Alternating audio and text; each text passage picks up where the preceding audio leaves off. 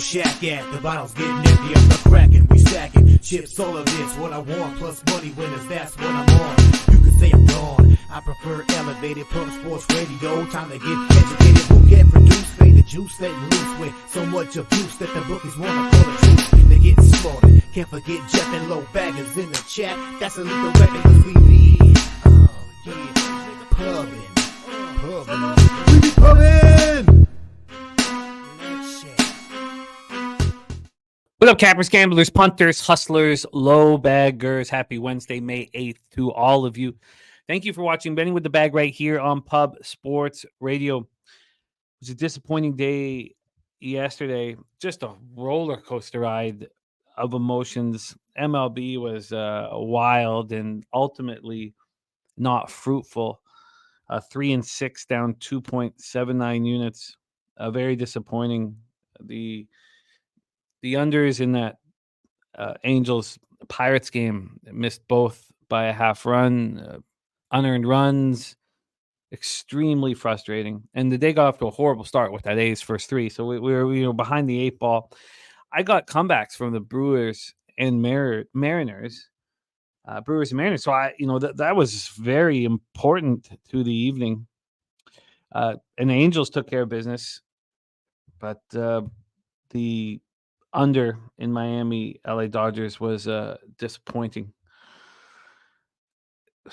It is what it is. Down 2.71 units on the season, not where we want to be. Losing the Stars game, a lot of colleagues were on the Stars first period, and clearly that was the bet that should have been made. The Avalanche, if the Avalanche can get through the Knights and the Stars, who can stop them? Those are... and another thing, when the Avalanche are behind, there's no team I remember ever. You'd have maybe the 80s Oilers, I was just too young to kind of look at it from a handicapping standpoint. I was born in 79, but I watched those 80s Oilers just dominate. But everybody was dominating the Canucks back then. But I don't remember in my life a team that's so dangerous when they are down. I don't, you're up 3-0 after the first period and you're like, right off the beginning of the second period, I'm nervous. I don't, and of course I should have just live bet the Avalanche, sort of a hedging situation, but I thought the Stars were locked in and clearly that was incorrect. A 1-1 in NBA. The idea that the Cavaliers could score 34 points in the first quarter and not cover a plus 4.5. I just can't even comprehend that. We cashed the Mavs first quarter. But, Mikey Money talked about the trends being very advantageous in NBA for the team off the extra rest going into the second round in comparison to the NHL when it's not advantageous. Celtics and Thunder full game were clearly the spots. I've already bet the Thunder in game 2, and part of it, and maybe it shouldn't have come into my thought process, but part of it was that I would rest Luka, have him ready for game 3 in Dallas, and if he claims that he's going to be good to go, but I would rest him. He's limping out there. He doesn't look right. Give him a little bit more time before the 2 home games. Get him home. Get him right back. Get him on the plane to Dallas right now. And get him with your doctors and just get him right. And then I will go for the middle. Well, as soon as that's announced, I'll try to get the middle there. That was the thought process behind that one. So we have Dutch Boy Fresh to close out the show in NBA. We're going to talk tonight's action, of course, the Giant Pacers Knicks game that reminds us all of our youth. And then we're going to move on to Thursday's action. So we're going to cap Thursday's action with Dutch. So we're going to get 2 looks from our NBA experts on NBA games Thursday, Friday, and then we're also going to get to touch on Saturday. We have best bets in MLB from Daby Cab and TJ. We have Jose, who needs to bounce back again. Yesterday he bounced back, on Monday he bounced back with a flourish. He needed to bounce back. He did that. He had swept the board. Now we need Jose to do that again. So that's the situation. And, the run that I was on, it's over. It's over. the glory, the laughing, the we're winning in every sport, the fucking calling people asshole for no reason, slapping strangers on the ass. That's all over.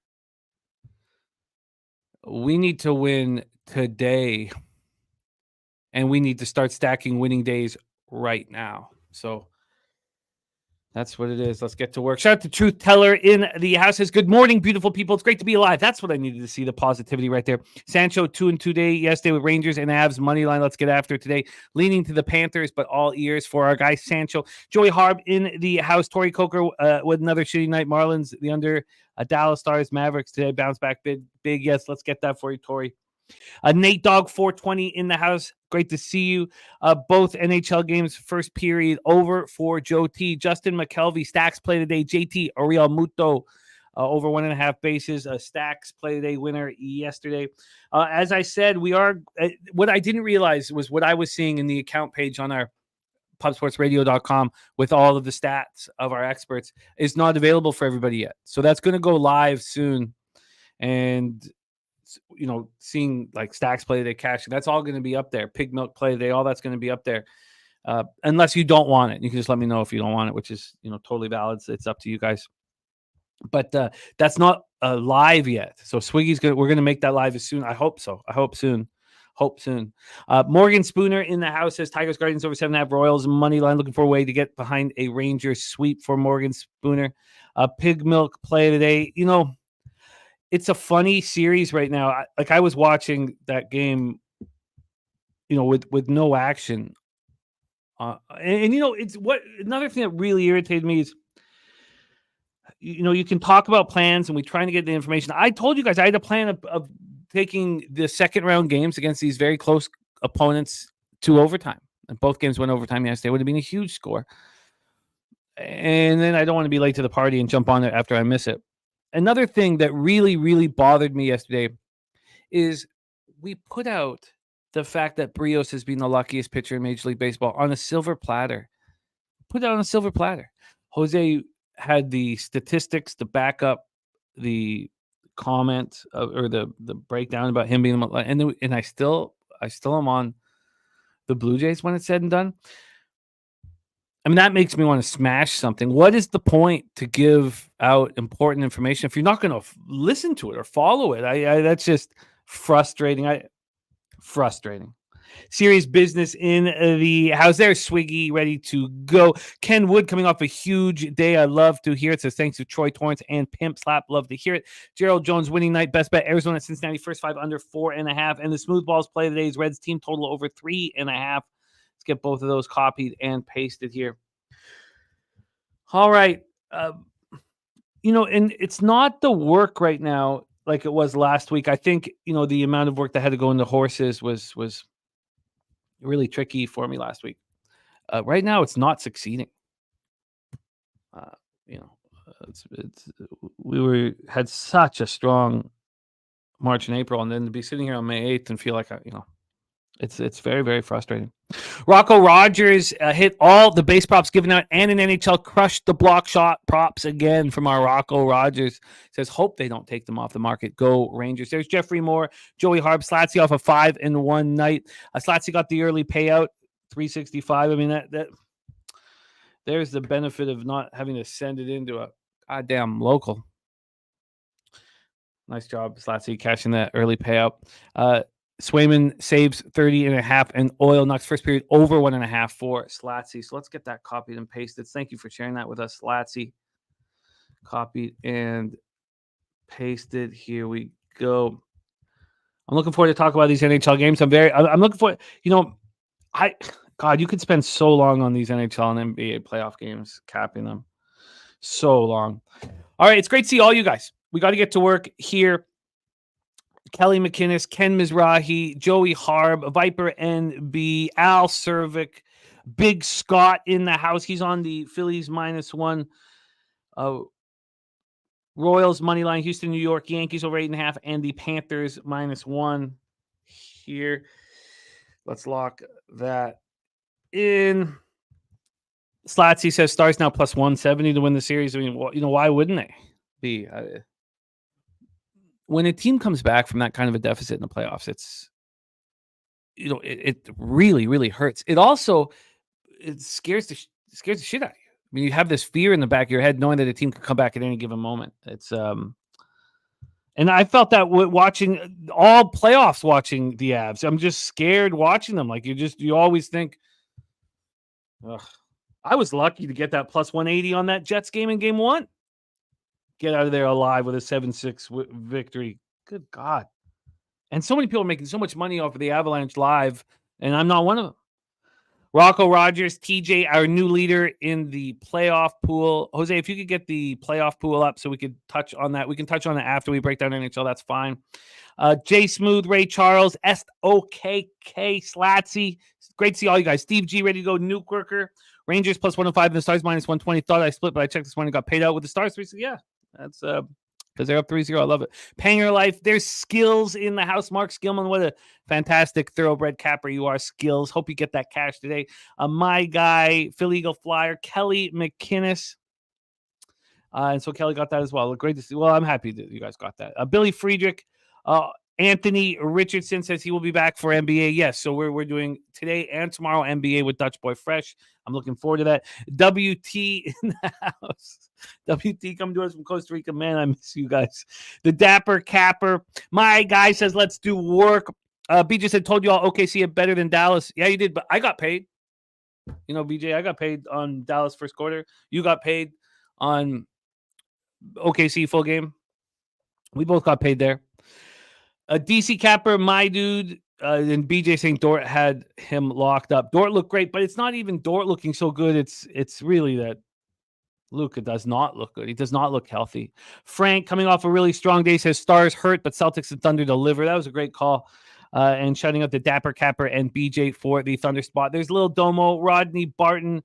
A great group. Great group. Thank you guys. Sammy Calmer in the house says NHL draws were a thing of beauty last night. Yeah. Michael Wilkerson, chosen one. Coogee Cam.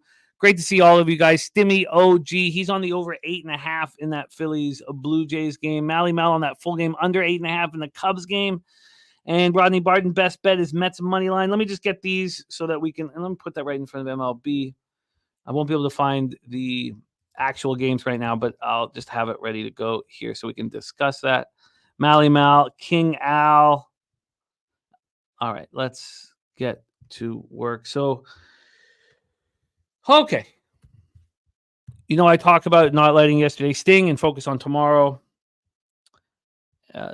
So let's do that. I could sit here and lament, and I'm not going to do that. We are coming off, monster 2-month run. It's just, losing hurts more than the winning feels good. Rem Most in the house. Look at Kelly McInnes gifting 5 Pub Sports Radio memberships. Thank you so much, Kelly. What a guy. That's what we need. Blessing our action. Billy Friedrich is calling himself the Quinn Priester of sports handicapping. Let's not get that started. Shout out to our guy, Kelly McInnes. Thank you so much, Kelly. Shout out to you, my man. Alberta Strong, Kelly McInnes, Stimmy OG, Skills, John Chow, Scarminati, and William Cox getting the gifted Pub Sports Radio memberships from our guy, Kelly McInnes. Thank you, Kelly. That means a ton to us. Let's get to work. There's Von Polo ready to work. Ilya Katz. So we get into the National Hockey League to start out 2 games. I'll be hammering them here with you guys. And all of a sudden, sitting here up 0.29 units on the season. And it's upsetting.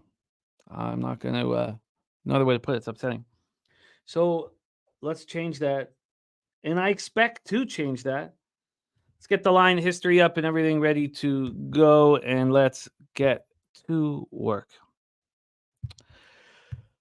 Okay, we start at 7:30 p.m. Eastern. We have the East second round game 2. Boston leading the series 1-0. Bruins were a very good road team all season long, 23-9-9. The Panthers were a strong home team. They got stronger as the season went on. Then they had that lull, maybe 4 weeks before the playoffs, 5 weeks, but they turned it around with an easy first round victory over a very tough Lightning squad.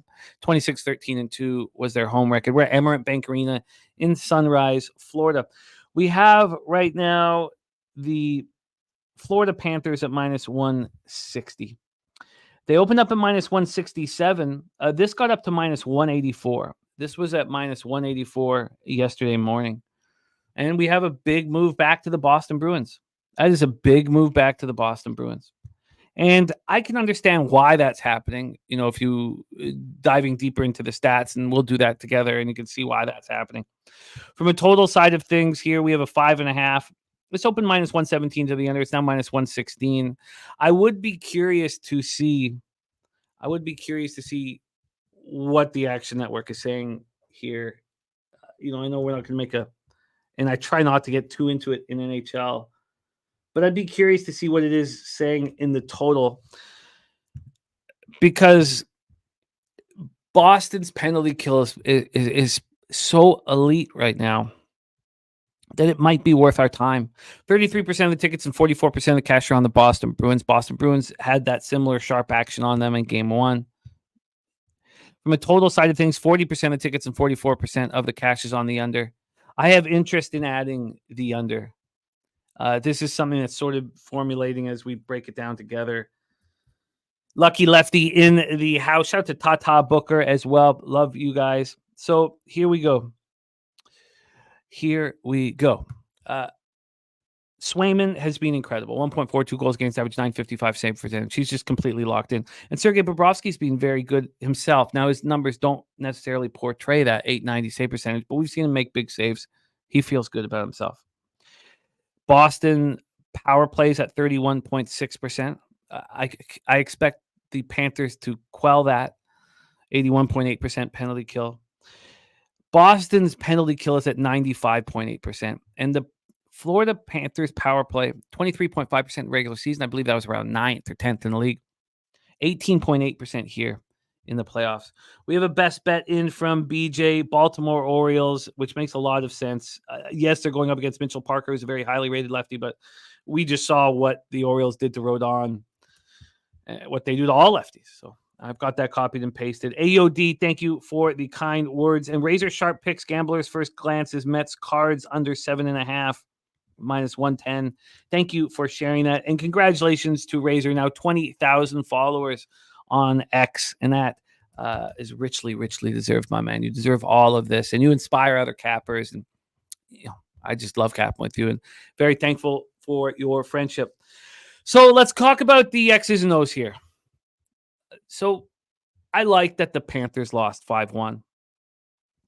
I didn't have the Panthers in the series. And despite Dennis Garcia's confidence in the Bruins in game 1 and his confidence in the Canucks against the Oilers, I didn't wait.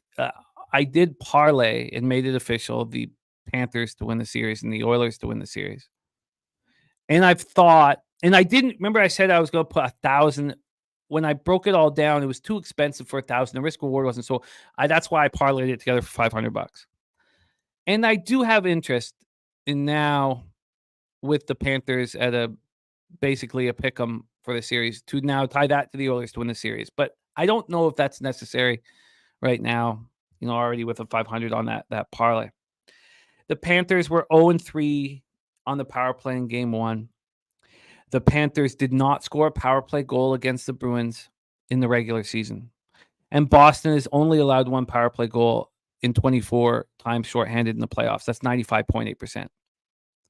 So there are excuses right there for why the Panthers would lose this series.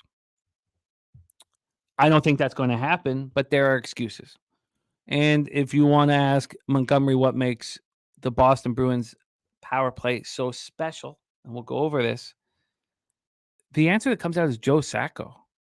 Good old Joey Sacco. He built this penalty kill.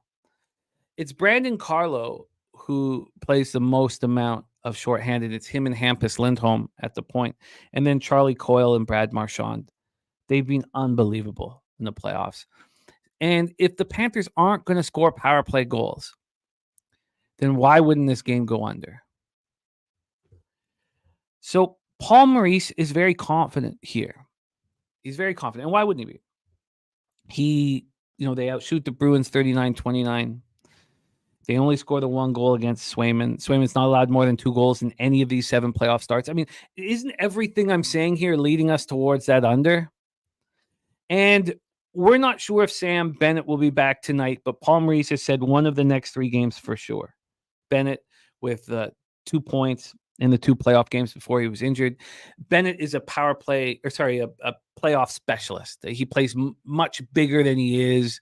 He gets into the dirty areas. He's accountable defensively. He's mean. He fits into the Panthers system perfectly. Ron Crawford in the house. Taint play of the day is in. Let's get that here. And Josh says, no need to overthink it. Boston smashes again. I love that. Josh, you are with the sharp action. I will not join you on it, but that's where you want to be. I know you talked about not caring about where the sharp action is or what the market is, but you would be if you did care with the sharp action. Spreadsheet play today is the Blue Jays at plus 146. Wow. So we have the Blue Jays going up. The spreadsheet play today going up against Max Bet here from BJ. Wow. That's wild. Put that right under BJ's action above Razor Sharp Picks action. And Taint play of the day is in. He's also on the Tigers money line, which I'm on as well. Taint play of the day is in. I thought I copied that and pasted that already, but again, as the days around Wednesday, Thursdays when I'm just getting no sleep whatsoever. Steve G under first period. That might be the right way of doing it. Nasty Nate in the house. DC Capper coming off another monster day out of boy DC. So maybe the first period under is the way to handle this. Maybe double dipping on the unders. I'm already on the Panthers -1. I think that the Panthers are too big of a favorite to take the Bruins team total under. And I think you'd want to be able to cash that in case it's 2-1 Boston with a minute left and Boston scores an empty netter. So I've talked myself into unders. Boston, Florida, game 2. I expect... Okay, this is how I see the game going. We watch Florida outshoot Boston 39-29. I bet you that increases. I bet you they outshoot Boston by more than 10. It was 10 last time. And Swayman and Boston's penalty kill has the ability to win this hockey game. If that happens, I mean, the unders must hit, wouldn't they? So, Kong's Clip says, I might just take first period under, second period under. I don't worry about the empty net scenarios as much when it's not this deep. Mally Mal, yes, BJ is on the Orioles. So, sorry, I didn't mean, I thought I made that clear. BJ and Ron Crawford are going heads up with each other. Philly Eagle Flyer on the first period draw. Okay, so I'm going to go, I think I'm doubling up on this. This was not the plan, but of course, that's why this show is so helpful. First period under 1.5, full game under 5.5. And I'm already on the Panthers -1. That's not, maybe that was 200. I was about to say that wasn't a 400. I'd have to, I think it is. I think I did take that back. So that would make things easier. Because I would prefer to have more money on the Panthers than on the unders, but the unders have become very, very appealing. Mally Mouse says, why they got Boston at plus 150 really confusing me. I mean, why the Florida Panthers were... I think it's because of the disappointment of first off, Florida's at home, even though Boston's been so good on the road. I mean, I don't find that confusing. What I find concerning here, Florida Panthers were just a better team in the regular season. Now I know they didn't win that division till the very, very end. Florida Panthers just made it all the way to the Stanley Cup final. I just this is a Bruins team without Bergeron and Krejci. I don't think the line's wrong, but I could see why you would get confidence here on Boston. And Brian saying no. Oh, Philly's playing Toronto. You're absolutely right. My bad. Jeez, so sorry. Yeah, my bad. Sorry, you guys. Sorry. My bad. That's funny saying Jimmy tweaking. That's what My mom used to say when I was 15, 16 years old that I was tweaking. That I was tweaking out. Bringing me back to my past. Not a bad past. Sorry, my bad, you guys. Yes, they're not going heads up. Sorry. Lots of action on today's board. So not overwhelmed, though. All right, so I'm going to double up on the first period unders here and the full game under. Let's move on to game 2 here. Edmonton Oilers, Vancouver Canucks. This is going to be a fun breakdown. Let's roll. Edmonton Oilers were just 21-18-2 on the road. It is, you're right, absolutely. Ron Crawford spreadsheet play today is the Pacers plus 4.5 back to work. Thank you for making time for us. And yes, Ron, we will connect, my man. Grab that here. Ron Crawford, Pacers. It's going to be really fun breaking down NBA today. And, look, I know that the Mitchell Robinson injury hurts the Knicks, but I want more Precious, man. I want more Precious. So if I get to watch a little more Precious Achiuwa, I'll be happy. I'm a Precious Achiuwa fan. All right, we go to Rogers Arena in Vancouver, BC. We have Stuart Skinner. I don't know if you could say he had a strong regular season, but there were certainly question marks around the Oilers' goaltending. Did he shore him up with a .905 save percentage?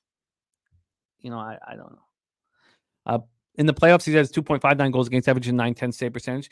And we have Arturs Shilovs, who has captured the imagination of the 604. Shilovs, 1.70 goals against average, .938 save percentage, 1 shutout. Oh, Jack Cal, you can bounce, bud. You can take off. I would love to bounce you myself, but you've done nothing to warrant that except, be an impatient dick, which you're allowed to be and which you've always been. Because there was constant negativity from you, Jack Cal, for, God, how long? A year and a half, 2 years? Jack Cal, in fact, you make me want to do NHL for 2 or 3 hours. That's what you make me want to do. You know what else you make me want to do, Jack Cal? Sharpen up a chopstick. And then take your arms and hold them behind your back.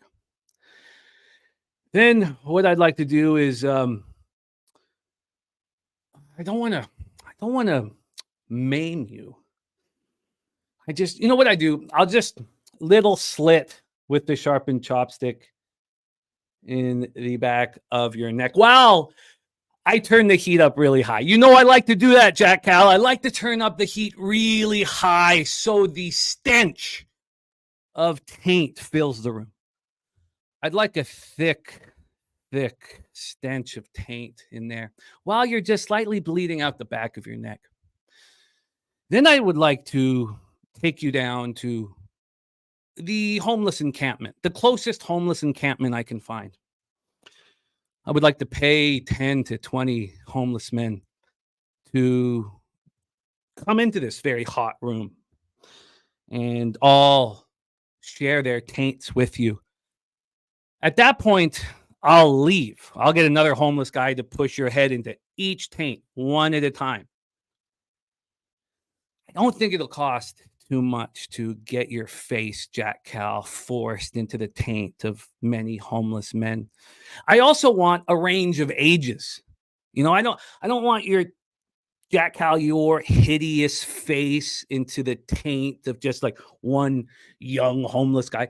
I want a range, and I want size difference. I want, Jack Cal, I want your face smashed in, to a 400-pound homeless man, as much as I want your face smashed into a 100-pound crackhead homeless dude. Basically, while you're just bleeding a little bit out of the back of your neck, I want your fucking face smashed in every homeless taint that exists in the homeless encampment that we find, Jack Cal. And then, once your face is so full of taint, I want to talk hockey. I want to talk NHL with you nonstop. And in fact, what I'll do is I'll record myself talking about NHL. Then I'll play it on a fucking loop, Jack Cal, over and over and over again, till it's the only thing that you can think about to take your mind off of the fucking taint. All right, let's get back to game 1. Edmonton Oilers, Vancouver Canucks. Talked about Shelovs. We talked about Skinner. Let's get into the line history here for this one. From a total standpoint, we are dealing with a 6 minus 118 to the over. This opened up minus 112 to the over. There's been a 6-cent move to the over. From a money line standpoint, the Oilers are a minus 132. Opening up minus 133. There's been no movement towards the Edmonton Oilers. From a cash flow standpoint, you have 79% of the tickets and 82% of the cash on the over. Slight moves, 6 cents? On the money line, 51% of the tickets and 43% of the cash on the Oilers. The Canucks are sharp. The Canucks are sharp right now. That doesn't mean I want them, but I don't need to bet the Oilers here in game 1 of this series. The Edmonton special teams, 45% power play, 100% penalty killing. Now, is that because Edmonton special teams are so spectacular, or the LA Kings special teams are weak? You can come up with that conclusion. Vancouver power play, 22.7%, penalty killing, 79.1%. Vancouver's power play has dropped to 15.4%. That's what it's dropped to. Now, their penalty killing has stepped up in a big way, 90.9%. This is just the third playoff meeting between the Oilers and Canucks, which is shocking to me. I mean, all my youth, I just remember this team destroying us. But I guess, and I thought we played when they were the first overall seed in the Smythe division and we were the fourth. I thought we played often. That wasn't the case. This is the first time these two teams have met in 32 years, which is crazy. Edmonton swept Vancouver in 1986 Smythe division semifinal. That was the Montreal Canadiens Stanley Cup win with Patrick Roy as a rookie. That was Flames. That was also the Smith pass out with the tie game against Grant Fuhr. It hit Grant Fuhr and went in, and the Flames took out the Oilers that year. And then the Oilers won in 6 games in the best of 7 in 1992, and that was the year before the Canucks really started rolling. So obviously it's Connor McDavid and Leon Draisaitl. How do you stop this two-headed monster? It's going to be a very, very different series than the Predators. The question also is who is going to play against McDavid? Which defensive pair do you play? Do you put Hughes and Hronek on him, or do you put Tyler Myers and Carson Soucy?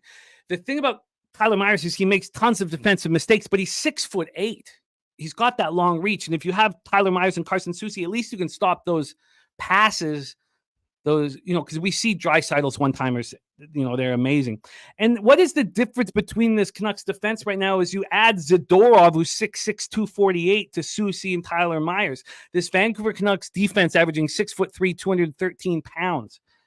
So they give up 12 goals to Nashville. They kill off 20 of 22 Nashville Predator power plays. And don't forget what that Nashville team was in the second half of the year. 3.71 goals per game. That was second in the NHL after the All-Star break. And their power play was at 27.2%. So the Oilers averaged 4.4 goals per game and were 9 of 20 on the power play. The Avalanche would have something to say about how dangerous, if the Oilers are the most dangerous playoff or offense in the playoffs. But the wingers for the Canucks are going to come at you much differently than the Kings did. The Kings were sort of sitting back and waiting to counterattack. The Canucks aren't going to do that. Their wingers are going to come at you.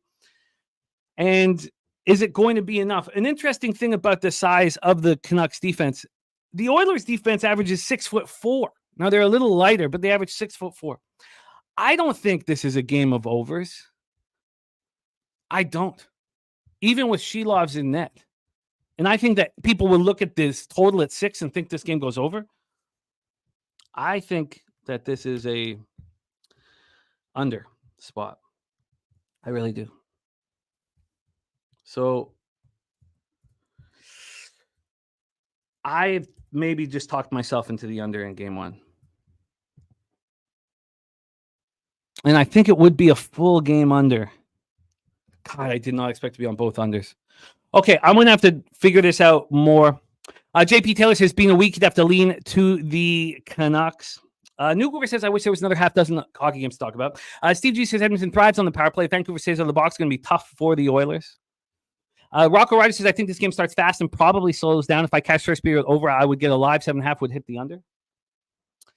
And thank you, Andre. I plan, and we have a lot of work to do, and I'm ready to do that, Andre, my friend. Richie Rich, Edmonton, first period over a half goal. All right. There we go. I'm interested in the under. I just don't see any other way the Canucks are going to play this. And we just saw them play the Predators. We know what their winger is going to do. I just need to see who's on McDavid. I think this is an under. Fanatical Jim says Canucks 4-0 in the regular season versus the Oilers. Remember, 3 of those games were in the first 2 weeks of the season. So I don't put too much into that. Torrey Coker on Vancouver first period under. I think I may have talked myself into the under. I think I have. I'm going to need more time on this. I did not come in thinking I'd be on both unders, but it looks like that's the situation. First period under 1.5, full game under in Boston, Florida, and I may be on the under as well. Stimmy says that he would pay me for more hockey. We can't do that. We got to move on to our Major League Baseball. But at this point, I am on the Florida Panthers -1. The Sharps at this point are on the Boston Bruins, and they're on the Vancouver Canucks. They're not all on the Vancouver Canucks in game 1. A lot of them are on the Vancouver Canucks in the series. I'm on the Oilers in the series. We'll see how this bangs out. Ray just locked in Vancouver, and he's kind of liking the under as well. All right, it's time to move on to Major League Baseball. Good luck, everybody. We have a lot of work to do. Our first game pops off in 56 minutes. Let's bring on our star of MLB broadcasting here on Pub Sports Radio, coming to us from San Antonio, Texas. Rod said the Canucks gave up 22 power plays versus Nashville. They do that versus Edmonton. Yeah, no, I get that. So here we go. I didn't see why. I don't think Jack Howe did anything to be banned. I think he was just timed out. He was just timed out for a few minutes. It's all good. Let's stay focused. But we can talk all about that. And Coin says, what about the NHL pool quickly? Thank you, Coin. Let's pop that up. Jose, we have a new leader, and he is one of our guests today. TJ is our new leader in our Pub Sports Radio hockey pool, sitting in first place. Jose, can you bring that up a little bit? 160 points from our guy TJ, looking very strong at this point. Lost a couple of Leafs, but that's it. So he's got 18 guys moving on to the next round. And, of course, he's a believer in these New York Rangers. And he's got a nice spread out team. Philly Eagle Flyer and Mama Bag, 2nd and 3rd. Earl Sports moved to 4th, but still very dangerous. Ramon, Rushia, and myself. Say, hey, Jose is just 2 points behind me. God damn, I don't like that. And Nate Dogg says Vancouver swept Edmonton in the regular season. I know the playoffs. Yeah, those were the first 3 games. Those were the first 2 weeks. I don't put too much into it, honestly. But okay. No, I like it, Rod. I like it. All right, let's get to work. It is time to talk Major League Baseball. Please welcome from San Antonio, Texas, home of the Southtown 101 and Pub Sports Radio. Please welcome Jose Bouquett to the program. Jose, how are you, my friend? I'm okay. Obviously I got my shit kicked in yesterday. That was not fun. The Marlins didn't even make the game interesting, so that sucked even more. But yeah, no, it was a shitty day. We're going to get after it today. You're very right, obviously, about the losses hurting more than the wins feel good at times. And it was a shitty night and morning, but we're going to get after it today. I have a couple of bets in, and the market's been interesting in this last couple of weeks, I guess, because some of these spots, the money lines don't feel great, like I mentioned, and the totals feel better, but we'll see. I think we align on one play, which is like a classic spot for us, but it's going to be a fun day. It is, and you're taking some heat from the chat. I mean, we don't talk our friends off of big dogs. It's. Wouldn't you rather lose with a plus 280 than a minus 140? So, I mean, let's be kind to our friend Jose. It was a tough day. I've made 3 bets, Jose, but they're all on one baseball game. Wow. So that's the only spot that I have attacked. So let's get to work. Now we have Daby Cab and TJ joining us for their best bets. We have a game popping off here in 40. Actually, I guess it's 12:35. So in 53 minutes, let's talk about Los Angeles Angels 13-23, 9-12 on the road at the Pittsburgh Pirates 17-28, 9 at home. We're at PNC Park in Pittsburgh, Pennsylvania. Let's get into the weather here in Pittsburgh. 74 Fahrenheit, 12.3 miles per hour out to left center. Stays between 12.3 and 13.4 miles per hour. It's a nice day. Jose, the last 2 starts for Jose Soriano. Last start, I said that he was a better pitcher than Tanner Bybee, and he shoved. The market and the sharps were on the under end on Jose Soriano in that game. If you go back to his previous start before that, and I don't have that number in front of me here, he got lit up, absolutely lit up and smoked. And in that game, the total moved towards the over, and it moved away from the Angels. And it was a weekend, and you guys know how high I'm on. I'm so high on Jose Soriano that I was going to bet it. And then I saw it, and I was like, "Oh, geez!" And then, of course, that game soared over, and Soriano got lit up and smoked. The market has been very sharp with Jose Soriano starts, and it's not just the last 2; it's just throughout. So here we go. We have the Pirates opening up at -126. They're now at -132. This line has not moved much. It's always been between -126 and -134. I guess, sorry, -124 and -134. So it hasn't never really moved much. And then from a total side of things, this has gone towards the over. We're now seeing a 9 on the board. This opened up at 7.5. Opened up at 7.5, 5:35 p.m. Moved to 8 within hour 45. And 8.5 up to 9. So a huge move to the over. A lot of volatility here. Then we'll go into the cash flow for this spot. Get it up here. We have 72% of the tickets and 98% of the cash on the Pittsburgh Pirates, which obviously tells me that Soriano is live. Can we get over this implied volatility? 87% of tickets, 86% of the cash on the over. Of course, Soriano coming off that great start at Cleveland, 6 innings, no earned runs, 3 Ks, 1 walk. Martin Perez coming off an okay start, 5 1/3, 8 hits, 3 earned runs, 1 homer, 4 Ks, and a 3-2 loss at home versus the Rockies. The Angels are hitting lefties really well, 261. Now they don't have much power, 709 OPS. The Pirates were the worst team in the league against righties. Now they're the second worst team. So here we go. Jose Bouquett. We have the Angels, Pirates at 12:35 p.m. Eastern afternoon baseball for us. Take it away. Yeah, I tend to lean Angels here as well with you. I was looking at the total, trying to make sense of it, because both of these pitchers, at least I believe in Soriano, and you're right about the Angels hitting lefties pretty decently full season. They are 12th, 104 weighted runs created plus, so obviously better than they do with righties. Last few weeks from the 21st to today, they only have 96 plate appearances, only 93 weighted runs created plus. So it's not much for me to go on here. I tend to, I guess, stay off this game. But I was leaning under, and unfortunately the market, is just soaring over on this game. And so it seems like Soriano might get touched up here. But I do think that Perez gets touched here as well. So maybe lean over, but nothing here for me. Huh. I wish the Angels didn't win 9-0 yesterday, even though I try not to care at all about what happened yesterday. I mean, basically, to me, they're saying that it's Martin Perez that's vulnerable. Wouldn't you say? Yeah, I'd probably. I think he is. Yeah, I just don't know what to make of the total going up for Soriano's sake here as well. I mean, I thought the same thing yesterday with Shota and the Padres. That game went under, and he dominated again. So I go back and forth on it, really. And Coin saying that Kevin Pillar happened, that 3-run jack was a surprise. Yeah, 2 home run game was very annoying, especially when we had the under. TJ says by my model, it's all me making fun of him starfishing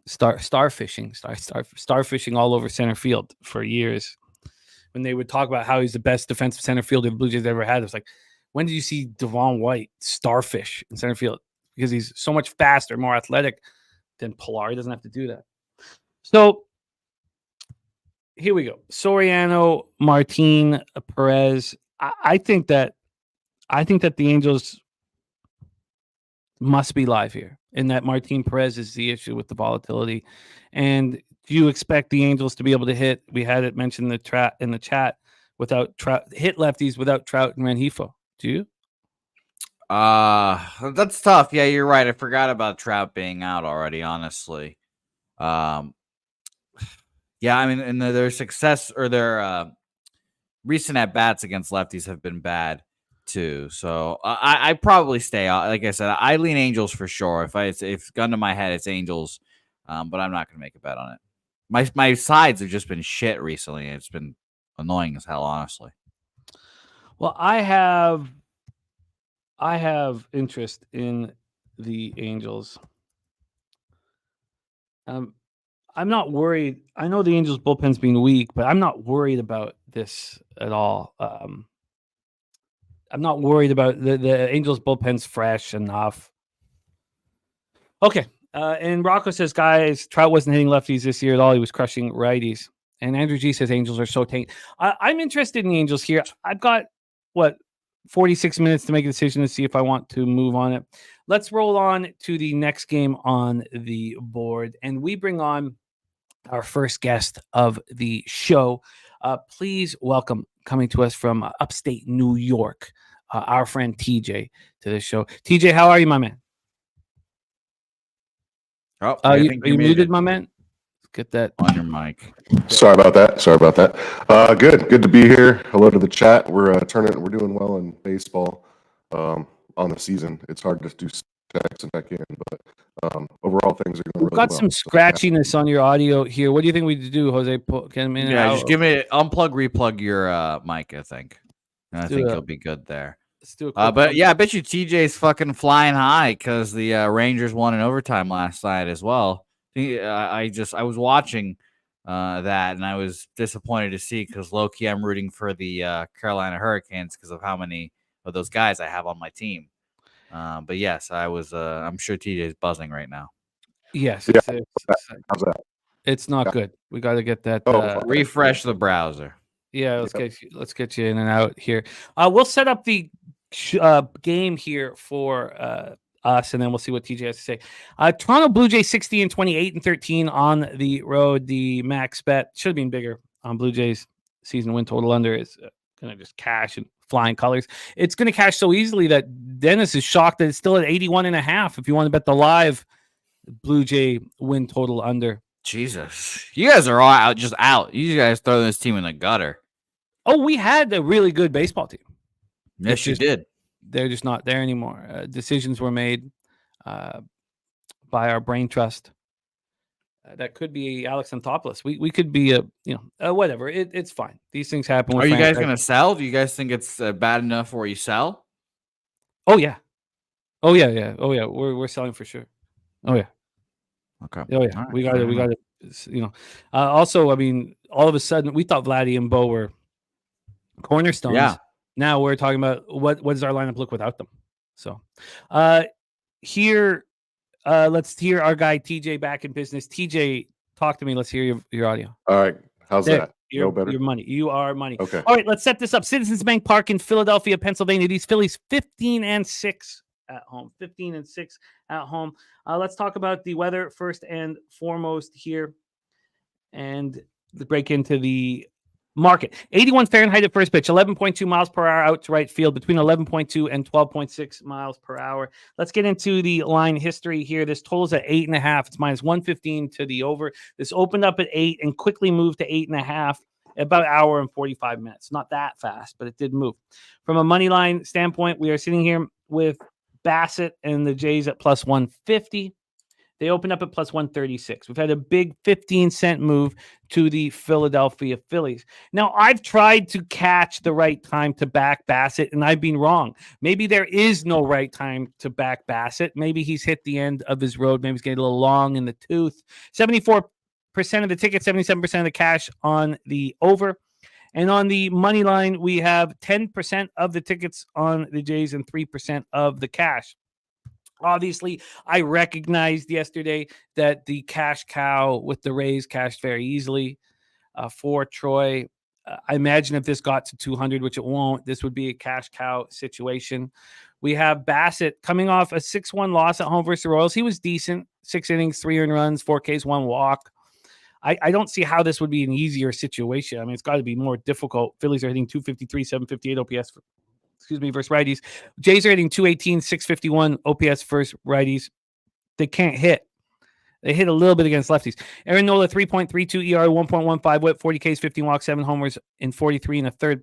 His last start, 4-3 win at home over the Giants. He got held up by walks. I was on the first 5 under. The first 5 went over, but the full game went under. And I believe you were on that full game under, Jose. So here we go. TJ, take it away. Blue Jays, Phillies, floor is yours. Yeah, we got the first gift of the show with me being on the show. So here we go. It's going to be Philly -1. I'll let someone calculate that out. I put it in earlier. It may be boring. It may be chalky, but we got a clear advantage in all 3 aspects of the game that I care about. Nola over Bassett, big advantage. You look at the advanced metrics here, and Bassett's got an xERA of 5.58, which is even higher than his already high ERA. He's got a 1.68 whip. You got Nola out there with a 1.15 whip, 3.94 Sierra. Just all his numbers are consistent with what he's doing. I use a sabermetric stat called game score for pitchers, and that starts with the average pitcher having a game score of 50, and it breaks it down by game and then how they are on the season. And believe it or not, Bassett's game score is a 40, so he's about 10% below average of a pitcher, and we got Nola's at about 59, so they got a 20% difference there. And then when you bring in what Nola does at home over his career, and we're talking 10 years, his ERA is a point lower at home over his career, so he's going to be very comfortable here. Toronto can't hit. I mean, their offense is just terrible. Look at the last 14 games. Batting average of 207, OPS 611. 0.125 ISO. They're just cold. No extra base hits compared to other teams. And then you got the Phillies, who are red hot, 282, 840 OPS, a ton of extra base hits. And then those numbers get even more skewed if you put them in versus righties. So I got an advantage on the mound. I got an advantage at the plate. And then, bullpen-wise, I know you keep talking about this Phillies bullpen turning around, which may happen, but over the last 14 games, which is what I care about, 5.67 ERA, 4.66 Sierra, 1.6 whip. Like, that's a bad bullpen compared to the Phillies who got a 2.94 Sierra. So if I can get a clear advantage in all 3 games and the market's coming with me, sign me up. I'll take Philly -1. Philly -1. I will pop that into the -1 calculator and see what comes out. Jose Bouquett, your plan of action. Take it away.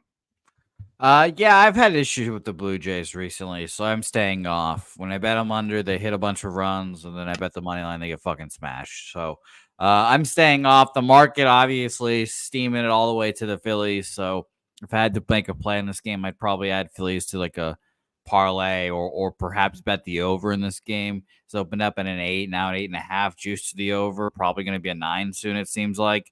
So I'd probably bet over, but anything else I'd probably pass on, but nothing for me here. So the -1 is -118 here for TJ. Now, we also have something interesting for our low baggers in the chat. This happens to be a waffle play of the day for our guy, Daby Cab. Philly's first 5 would have been his look. So it is the number 1 angle in all of sports gambling at this point. Now, the sample size is small, just 17 bets. But there it is.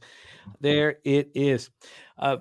Phillies first 5 money line is the waffle, and TJ is on the Phillies -1. I wonder if now Daby Cab, can you touch on this? Daby Cab's concern about the Phillies first 5 was Nola's numbers against the Jays. Did that come into your cap? Did you go over that at all? You're muted, my man. No, I really didn't go into that, specifically batter versus pitcher. I guess it's worth looking into, but honestly, the way Toronto's been swinging the bats, I'm not super concerned that they all of a sudden get better because they're familiar with Nola. Nola's been in the league 10 years. There isn't a team that isn't familiar with him, and he's still putting up those numbers. I probably agree with that as well, just because, it's not the same. These guys aren't the same anymore, as we've just talked about. It's obviously Vladdy's not as good as he used to be, and apparently neither is Bo. And that would be a Phillies first 5 -1/2 would be for Daby Cab. Phillies first 5 -1/2 would be the waffle. He's telling us that in the chat here. So, Jose, you have no concern that we're leaving money on the table, not backing the Phillies on the -1 line here? Yeah, well, I don't want to bet run lines, so maybe I am, but I continue to make my charge against run lines this year. So, well, one more reason for you. The Phillies' 3 best relievers haven't pitched in 2 days. Yeah, I wonder if I'm leaving money on the table. Let's just take one last quick look at what the cash flow was for this one. I don't believe it was too public here. It's 90 and 97. It makes a ton of sense. At this point, I'm going to kind of hem and haw, but TJ Phillies -1 at -118. Again, we're talking afternoon action. We have afternoon action all day, and this one pops off at 1:05 p.m. Eastern. TJ has 2 other best bets. He's going to be back joining us here again shortly, but TJ is on the board. Phillies -1 at -118. TJ, we will see you again very soon. Yep. We roll on. Next up for us here, 1:10 p.m. Eastern, with the Detroit Tigers 19-17, 11-8 on the road at the Cleveland Guardians 23-13, 11-6 at home. Cordy Norton says, why not the under? Good pitcher, good bullpen.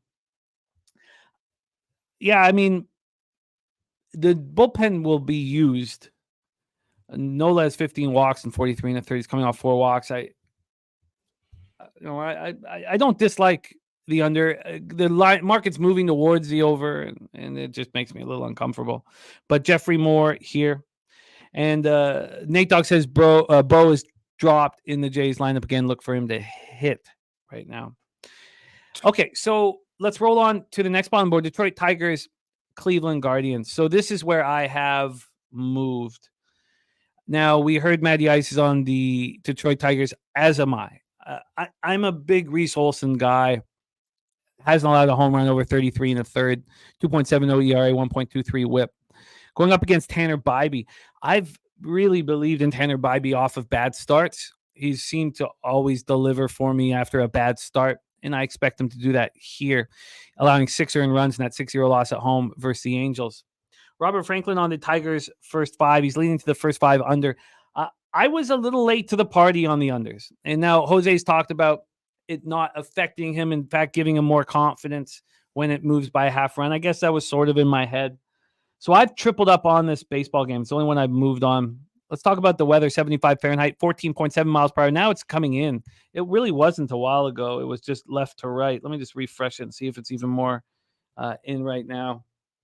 Died down a little bit. 13.4 miles per hour. It's left to right, and it's slightly in between 13.4 and 13.7. I would imagine that would help the movement of these pitchers.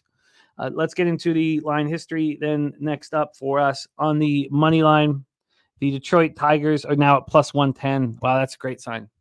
That's now I got plus 122. Now plus 108. Oh, that's a huge sign. That's an absolutely great sign. So we've had a 13-cent move to the Detroit Tigers. I love that. And on the total here, we have a 7.5, and it's now minus 116 to the under. Now I was late. Not that late, but I was late to the party on this, unfortunately. When we get to the cash flow here, you have 75% of the tickets and 81% of cash on the Cleveland Guardians. It's a perfect spot here with a 13-cent move towards the Detroit Tigers. This is kind of the wheelhouse for Jose and I. 93% of the tickets and 92% of the cash on the over. Again, this is wheelhouse here. Josh says justify Olsen 0-4 because win-loss doesn't mean a goddamn thing. Josh, doesn't mean anything. Justify 0-4. He's pitching very, very, very well. 2.70 ERA, 1.23 WHIP, 31 strikeouts, and 33 in the third. Hasn't allowed a jack. Yeah, Tigers just can't hit. I lost in his last start. I mean, it was a 2-1 loss. Now I cashed the under, but I win-loss justify. I'll justify it. You don't hear anybody else even use the statistic anymore.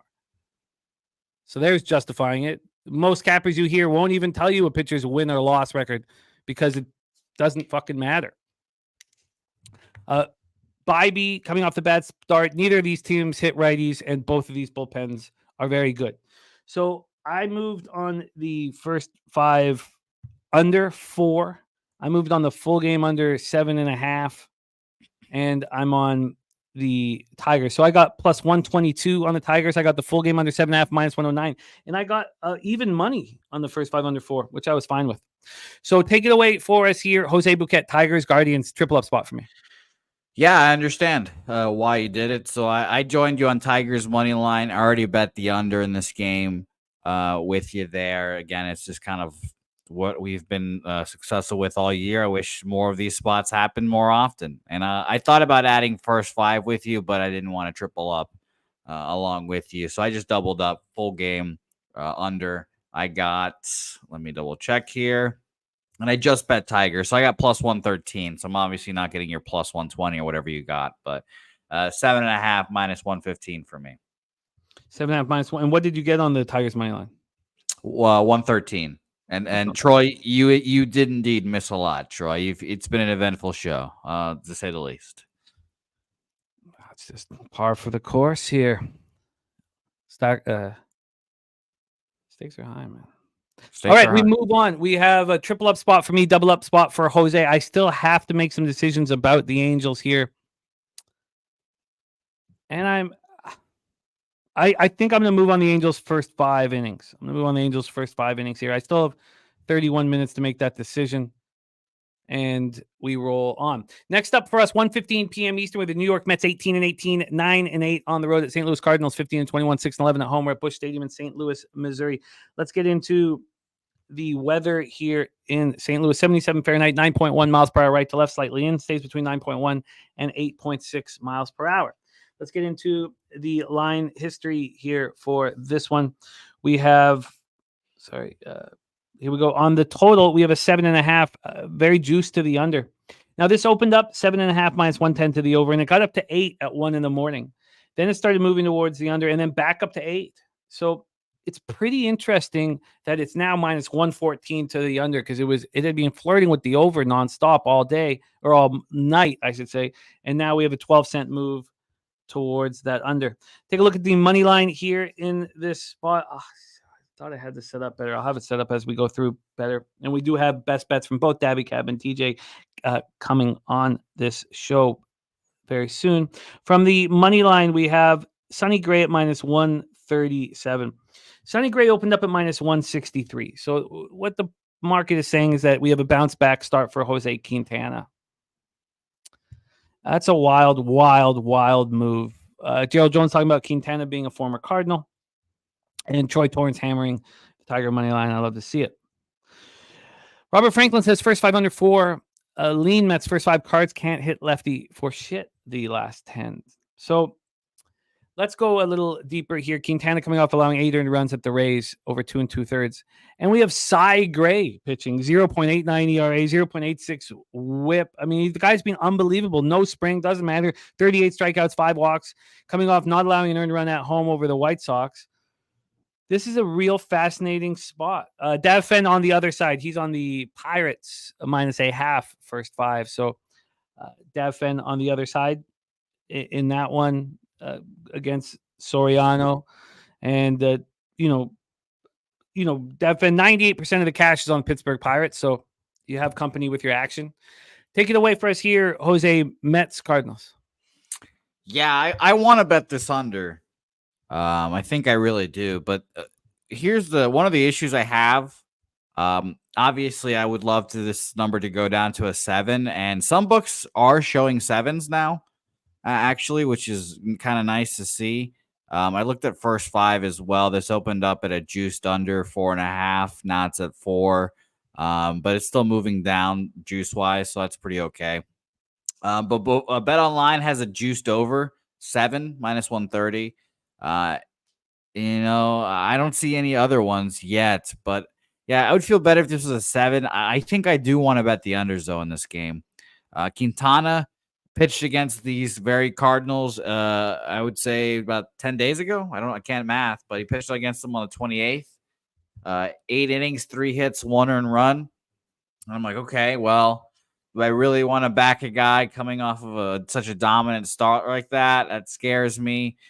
Sonny Gray coming off of a okay start against the Mets as well on the 27th. 6 innings, 4 hits, 4 runs, only 1 of them earned on a home run there. So I do want to bet the under here. And the issue is, do I want to take first 5, full game? Do I want to double up?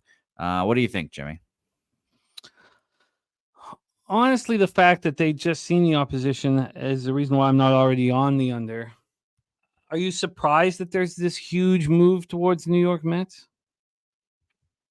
A little bit. Yeah, I mean, maybe it's just, again, recalling that last start for each of those guys. Sonny gave out 4 runs, earned or not, 4 runs, and then Quintana dominating. So I can at least see it from that standpoint. The Cardinals aren't very good. These teams are kind of similar in a lot of aspects. I think the Mets are just a better hitting ball club. But it's a tough game, truthfully. I like I said, I want to bet the under, but I'm bringing back and forth. Like the big hang up for me was the back-to-back as well. Because I typically think they zigzag and one goes worse than the other one. So 97% of the tickets, 95% of the cash on the over, 76% of tickets, and 90% of the cash on the Cardinals. I mean, the last thing I want to do is take the Mets against Sonny Gray. But how do we not back the under? I mean, everybody on the over here.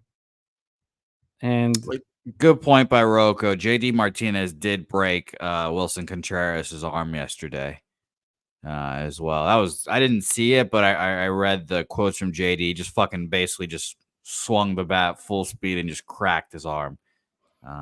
So very interesting. But yeah, I want to bet the under, and I think I'll just take a full game under here. Shout out to Razor Sharp Picks. Go have yourself a day, my man. Okay, I'm going to move on the under. Von Polo took the Mets in the under. I get it. I'm just going to take this full game under. I'm going to have to get these bets in here while the show's going on. So that would be me adding on the Angels, possibly leaving money on the table by not backing TJ with the Phillies. I've tripled up on that Tigers Guardian. So all I have to do is I have to go now bet the Angels and the Mets under. So full game under here, and the Angels first 5 will be what I need to add. And I'm going to do that. So let's roll on. Let's roll on to our next spot on the board. Jose, 2:10 p.m. Eastern. We have the Milwaukee Brewers 21-14, 14-7 on the road at the Kansas City Royals 21-16, 14-8 at home. And there, oh yes, of course, the Gambler's first glance. Gambler's first glance is that under 7.5 and minus 110. Nice. Of course that is. Got to go over everybody's action. But shout out to Razor. That's great company to have here. Gambler's first glance is in, and it is the under in Cards Mets. Damage.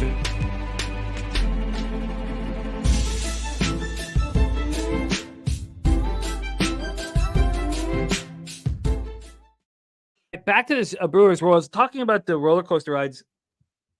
I was nervous about that first quarter with the Mavs. Obviously, they weren't playing very good basketball.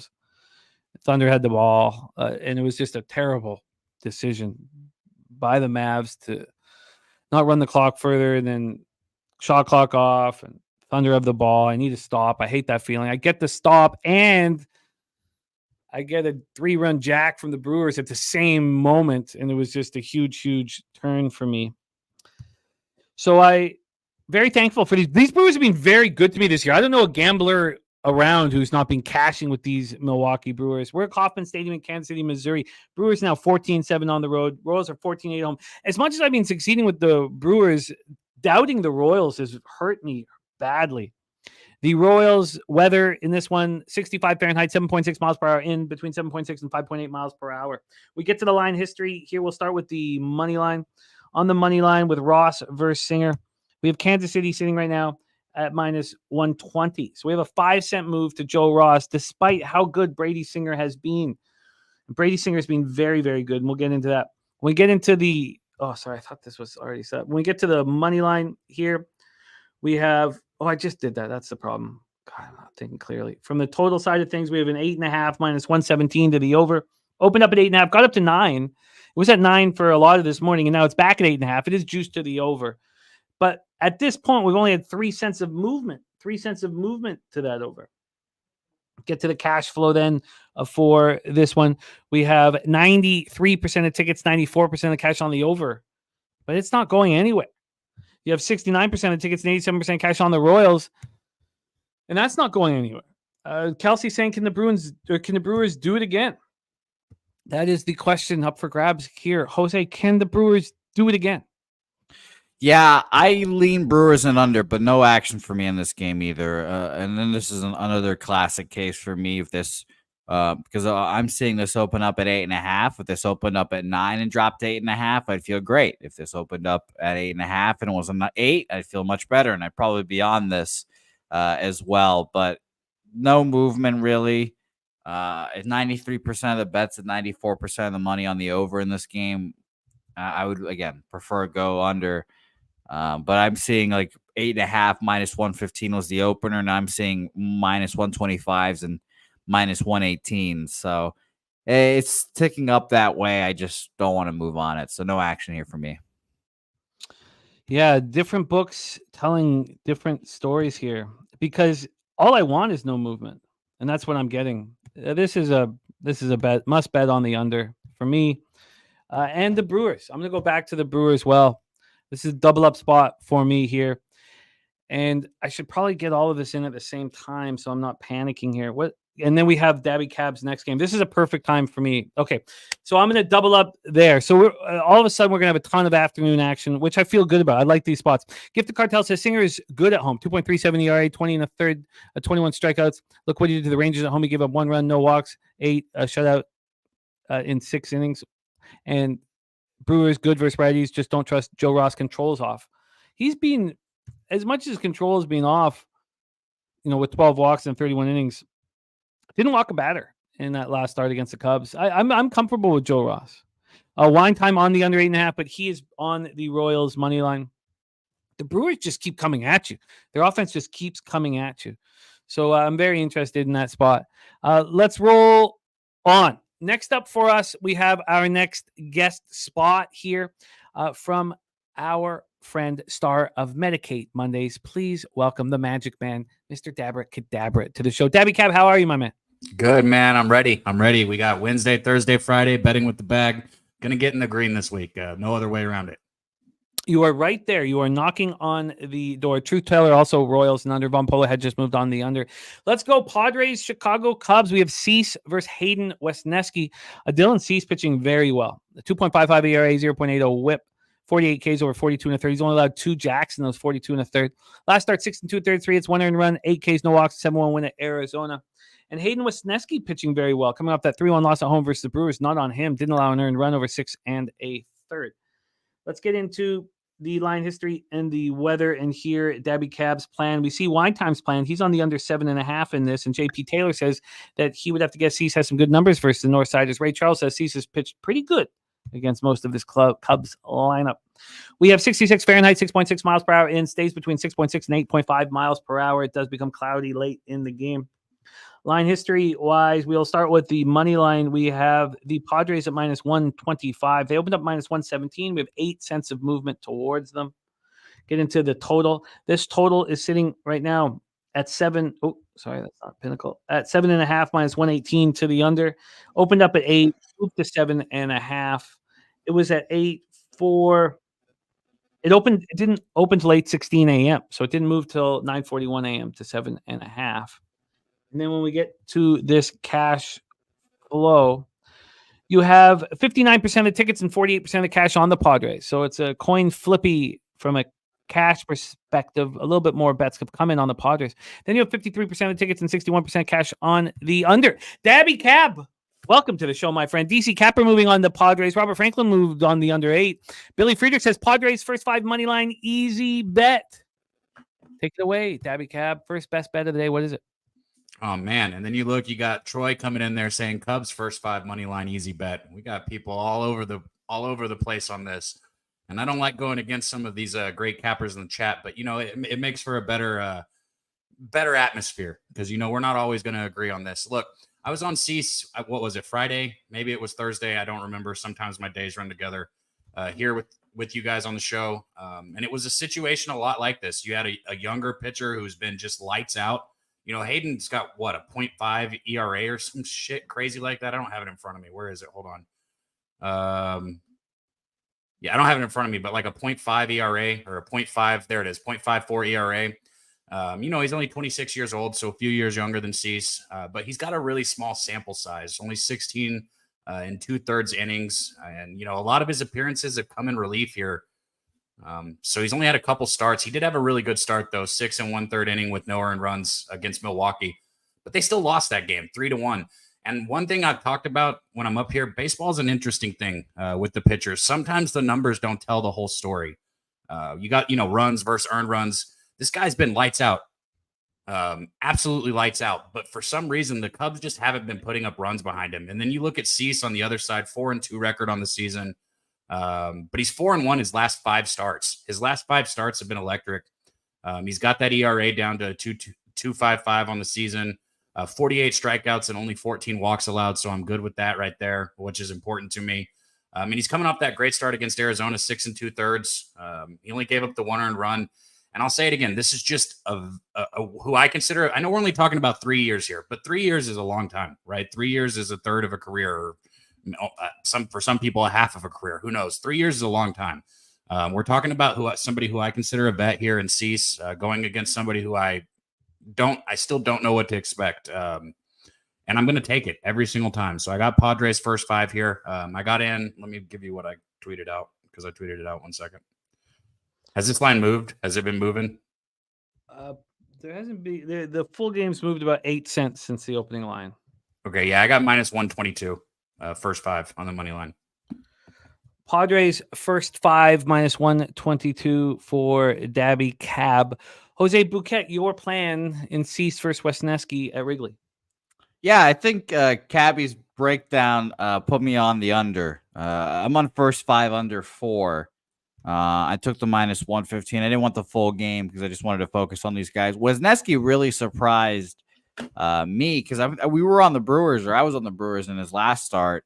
And I didn't think he was going to go 6, and he just went out there and shoved, and they just let him go. So I was pretty impressed by that. I think he's going to continue pitching well here against the Padres team, that, it just doesn't inspire confidence offensively. It's hilarious to watch them struggle. 53% of the bets and 61% of the money on the under. Typically, in this year I've succeeded when all the money's on the over. And in this case, luckily enough, the number has dropped pretty significantly. We're even seeing like 7s come up. I looked at the first 5 movement. It was a juiced under 4.5, minus 125. Then it went to a juiced over 4. And now it's all the way down to minus 110. So that was enough movement for me to get me on the first 5 under. I do like the full game still as well. I just don't trust these bullpens as much, mainly the Padres, I guess. But this is, you can see now across the board opening up at 8, and now it's juiced unders there. So on first 5 under for me, this is going to be interesting to see. Coin, I saw this opening not at an 8, or excuse me, not at a 9, and an 8. Bet Online opened this at an 8 minus 115 specifically there. I got to touch on this because you've heard this over and over when I talk about the Padres. I think Soto being out of their lineup is good for them. I know both of you guys have heard me say that, and I know you're talking about them struggling. They could very easily go under here because sometimes their run production, it comes in bunches, like 6-run innings and things like that. They'll go 0, 0, 0, 0, 0, and then put up a 4 or 6. but they've got a 261 batting average as a team that's second in the league right now. They're sixth in on-base percentage, the Padres are. They're second in runs scored this year, seventh in home runs, sixth in slugging percentage.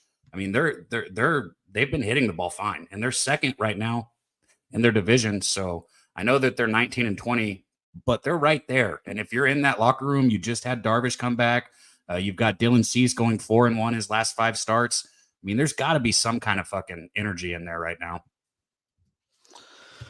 I like where you guys are both at.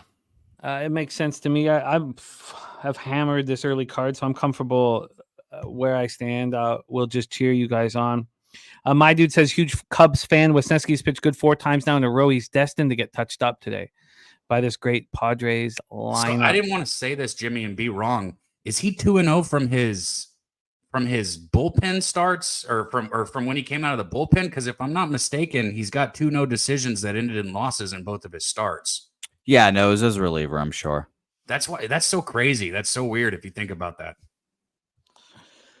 We have our guys locked in.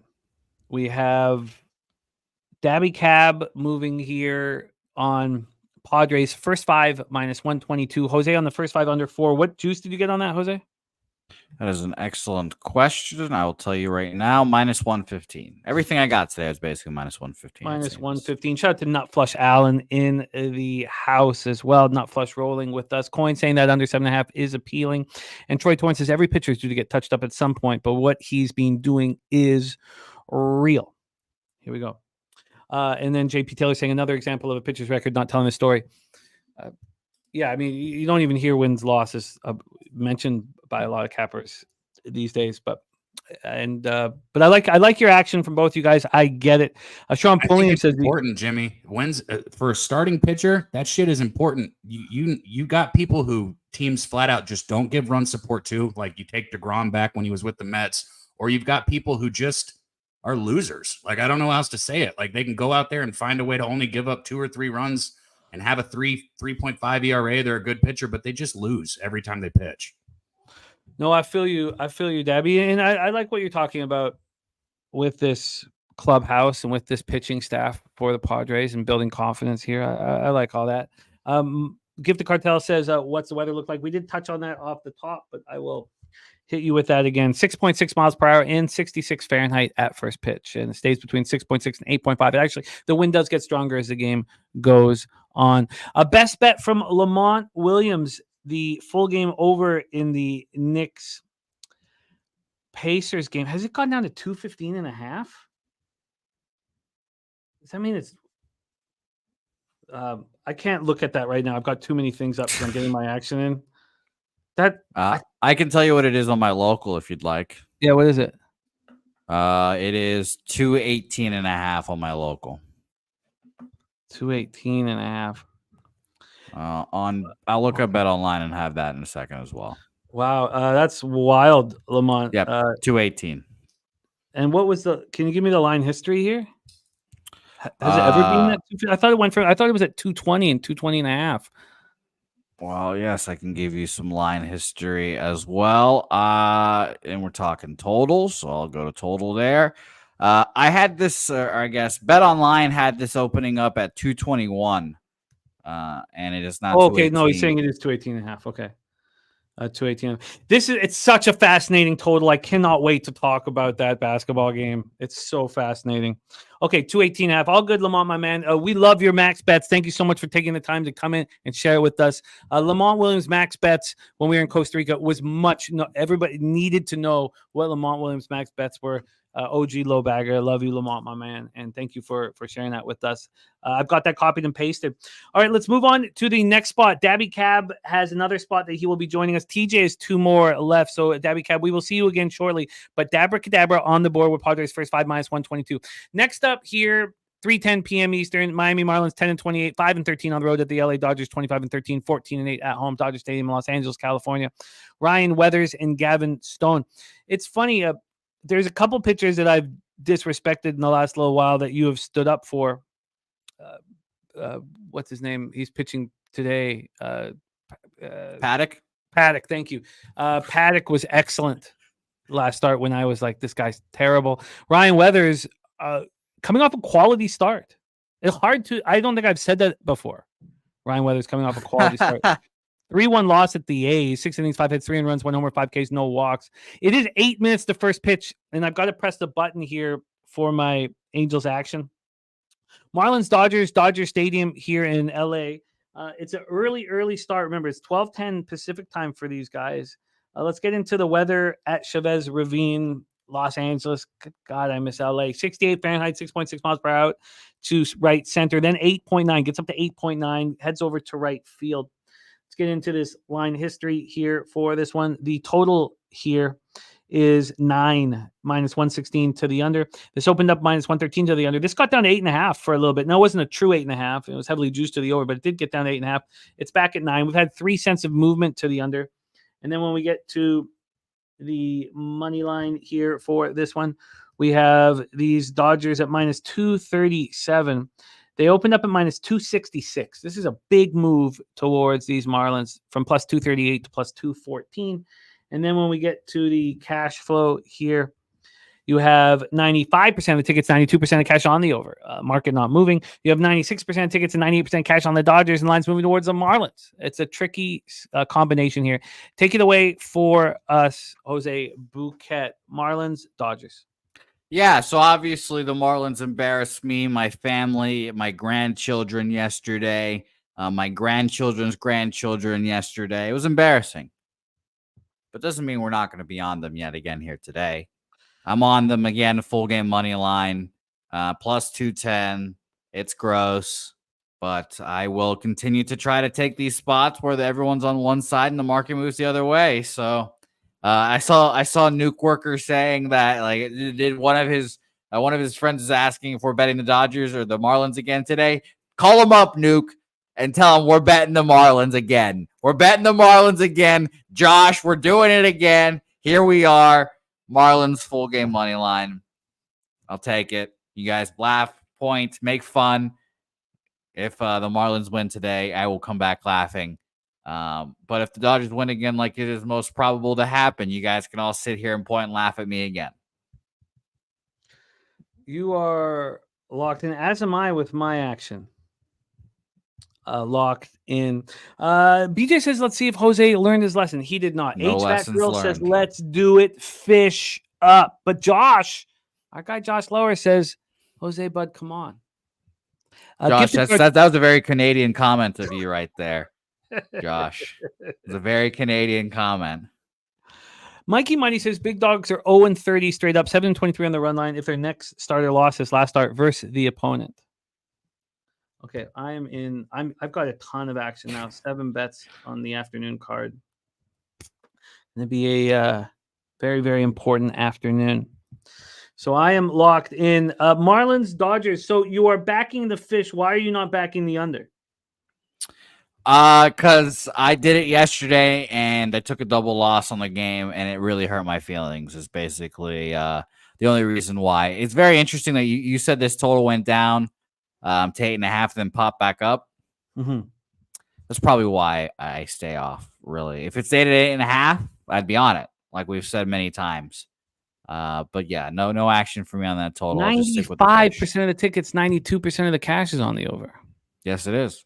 And again, if it was 8.5 and it stayed 8.5, we'd be on it. And I bet It wasn't Marlins a in the real under. 8.5 though. I mean, when it moved 8.5, it was plus 104 to the under, and then plus 105 to the under. Troy's got his fins up. All aboard. Come on, John. Don't you think this early start on a travel day is going to affect offense? I do. I'm going to be on the under 9. Jose is moved on the fish. What did you get on the fish? Plus 220? 210. Plus 210. All right. I'm going to be on the under. Captain Card says Weathers may get crushed here, so runs. Yeah, and that obvious that the public is thinking the exact same thing. I just with this early start on a travel day, these are unders that I like to bet. Yeah. Thank And you, you know BJ. You know what, Jose? It's great that you get laughs. I mean, we need levity here in the show, right? Yeah. The way the show started, maybe we need some levity. Who knows? But I'm excited. I'm very excited about this doubleheader we're about to talk about. My guy's back. Did you think the homeless encampment was not bringing levity? No. It was great. Everyone enjoyed it. It was long. I'll tell you, it was rather lengthy. It was rather lengthy. But I think everyone enjoyed it and it was worth it. Okay, good. So what didn't you like off the beginning of the show? Everything. There was a lot of negativity in the chat. There was a lot of negativity in the chat here. A lot of negativity. A lot of God, that fucking idiot Jose, you fucking dumbass. And then everyone's shitting on our close personal friend Jack Cal. Let's speak positive, guys. Win some money, guys. Yeah, let's bring in some positivity. I think you're right. Let's laugh at my tits again, guys. Let's laugh at that. Let's laugh at that. Your tits aren't hilarious, but we think that your tits would be hilarious looking at your face. Turns out they're pretty boring. Yeah, pretty normal tits. Who would have thought? Pretty normal tits. All right, let's talk about this double dip and bring back. My guy says the world loves Jose. The world loves Jose. Boring tits and all. Boring tits and all. Mikey Money says he's positive. The fish gets squished. There we go. And Newkirk says Jose getting the last laugh tomorrow. You'll be getting that last laugh. Don't worry. Game 1 of the double dip. Michael Lorenzen on the hill. The great Michael Lorenzen, whom I love. 2-1, 3.52 ERA, 1.22 whip. 23 innings, 17 Ks, 12 walks. Now, that's not the K to walk ratio that you're looking for. 3 home runs allowed over 23 innings. Last start, 7-1 loss at the Royals. It was the Singer Lorenzen start, and it was not on Lorenzen. Lorenzen only allowed 1 run. It was solo shot. He was fine. Going up against JP Sears, 3.89 ERA, 1.07 whip, starting to pitch very well. Coming off a 3-1 win at home over the Marlins. 6 1/3, 4 hits, no earned runs, 6 Ks, and 1 walk. Take a look at what's going on in Oakland here. We have 70 Fahrenheit, 11 miles per hour in, gets up to 13.4 miles per hour. And now it's warmer than we're used to in the Bay. So it's warmer, but the wind is blowing. Oh, sorry. The tits just came out of my mouth just because I saw Steve Jesus more tits my ass. Steve knows when to fight for something, Thank you, Steve. Talking tits on a Wednesday afternoon. Boring tits my ass. Okay, let's take a look at now. We're going to be doing both ends of this double dip. We have Michael Lorenzen at -110, opening up -123, 13 cents of movement here. That's a lot of movement. The question is, do we trust the A's to get to Lorenzen enough? And what do we think about the Rangers versus lefties? First off, we'll start with the A's against righties. 210, 654 OPS. Not a ton of power. When we get to the Rangers versus lefties, we have them sitting right now. Sorry, here we go. We have them sitting at 231 with a 631 OPS. I mean, they're just simply not hitting them. We know this A's bullpen has been very good. 3.26 ERA, 1.19 whip. Their opponents are hitting 227 off of them. And the Rangers bullpen has struggled. It's sitting with a 4.27 ERA. Now it's converted 8 of 11 save opportunities, 1.27 whip, 218 opponents batting average. So we have a move towards the Oakland A's. And then when we get to the total, we are sitting here with it at 8 at -110. This opened up at 7.5. We have a half-run move towards the over. We know the wind is blowing in the pitcher's ballpark, but it's warmer than usual. And they're saying that there's implied volatility. 98% of the tickets, 98% of the cash is on the over. And then 80% of the tickets and 62% of the cash is on the Texas Rangers. You have 20 and 38%. So we have a better bullpen. You can tell us if it's rested. We have a market move towards the A's. We have the Rangers unable to hit lefties. We have Sears pitching very well. Jose Bouquett, take it away. Yeah, this is an A spot. Here's my declarative statement of the show, Jimmy. The A's sweep this doubleheader. They fucking do it. I can't wait. I'm more focused on game 2, truthfully, and I did take the A's money line during this breakdown, plus 101. All the money on the Rangers, getting cheaper for the A's. Again, these spots work better, I think, on totals, specifically unders. But I'll take it. Sears, I like a lot. And Lorenzen, who knows if he gets touched up. I mean, again, all of the money on the over, 98% of the bets, 98% of the money. I had this total opening up at 7.5, Jimmy, and it's going up, and it's going to be 8 very soon here. Juiced over 7.5 at Bet Online. It's at 8 already at Bovada, 8 at Heritage. So I think this will be a higher scoring game compared to usual for Oakland A's games at home. But A's money line for me. And with A's money, it's my fault as this was Cabby's best bet. I got a little too caught up in the breakdown. Jarek White says, I'm with you for game 2. But let's bring up our guy, Daby Cab. Best bet number 2 for Dabra Cadabra. We've just heard Jose move on the A's. We know that you are not a fan of JP Sears. Are you fading him here? Yeah, I think this is a spot where if you look into it, I can understand wanting to back him in Oakland. I mean, he threw a shutout against the Rangers already once this season. I think they beat him 1-0 in that first series. Look, Oakland, they rattled off 5 straight wins. All right. They got to 17-17. They were all the way up to like 500 on the season. And everybody was starting to hop on the train because, hey, Oakland's not that bad. I get it. But we're coming back to the norm. That's how baseball works. We're coming back to the norm. Oakland is going to start losing baseball games exactly like they're supposed to. And the Rangers are going to start hitting baseballs just like they have. You got Evan Carter back in the lineup. You got Nathaniel Lowe back in the lineup. I still don't like the Rangers pitching staff. Not a huge fan. But as far as their lineup goes, they're getting healthy. You saw them put up the big number yesterday. They put up 4 in game 1 against Oakland. You're still hanging a 4 for the Rangers team total. You can even get a 3.5 at juiced right here. Of course, I'm going to bet it. I'm on the Rangers team total over right here. They can get a couple off Sears, and then they can get a couple off this bullpen that is so good. You look at game 1, they had no runs going into the 8th inning. And they got to that A's bullpen. They put up 3 in the 8th, and they put up 1 in the 9th. And then yesterday they put up runs throughout the entire game. I really think this is a turning point right here for this Rangers team where their offense starts getting hot like last year. What was your team total over? Did you tweet it out or did we shop? I took 4 at -110. You can still get that. You can get a 3.5 at like -135. That's just a little bit higher than what I want. And I'm not risking a loss. It would be a push if they did hit the 4. So I'm gonna take the -110. These numbers for the Rangers versus lefties are meek at best.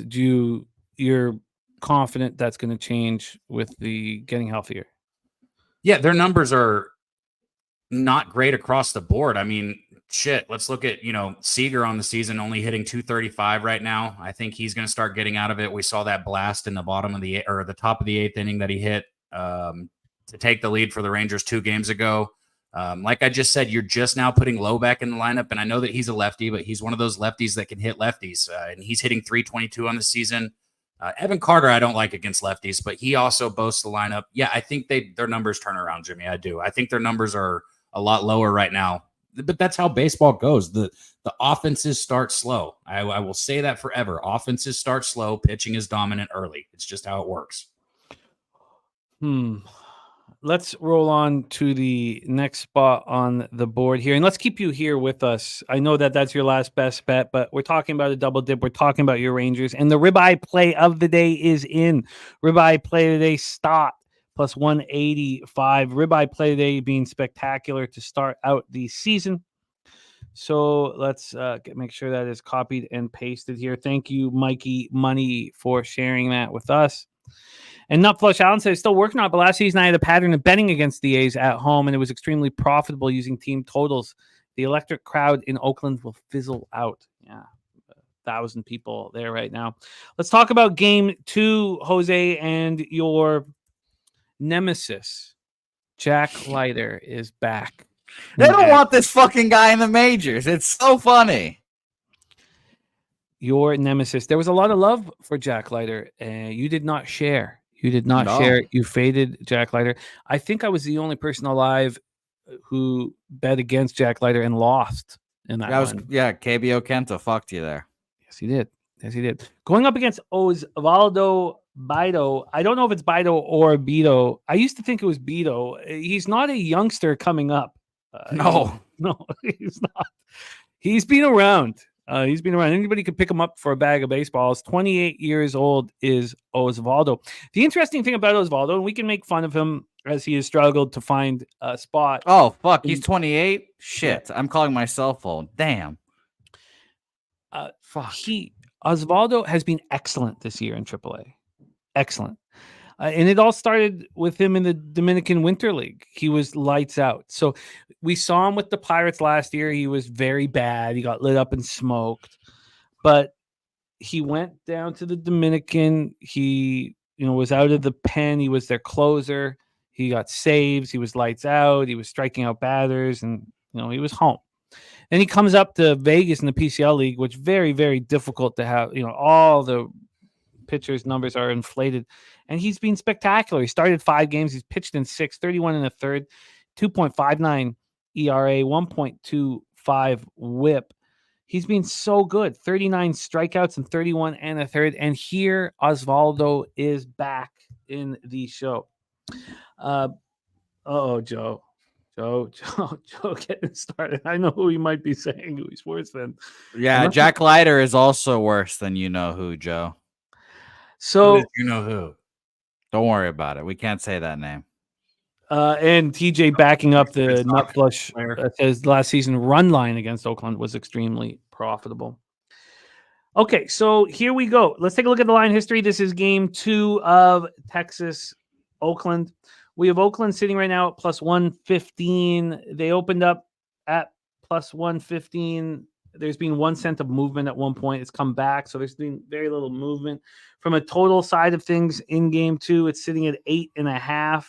This opened up at 8. It's gone up to 8.5. I wonder if that is where our guy Jose is the direction that he's heading in.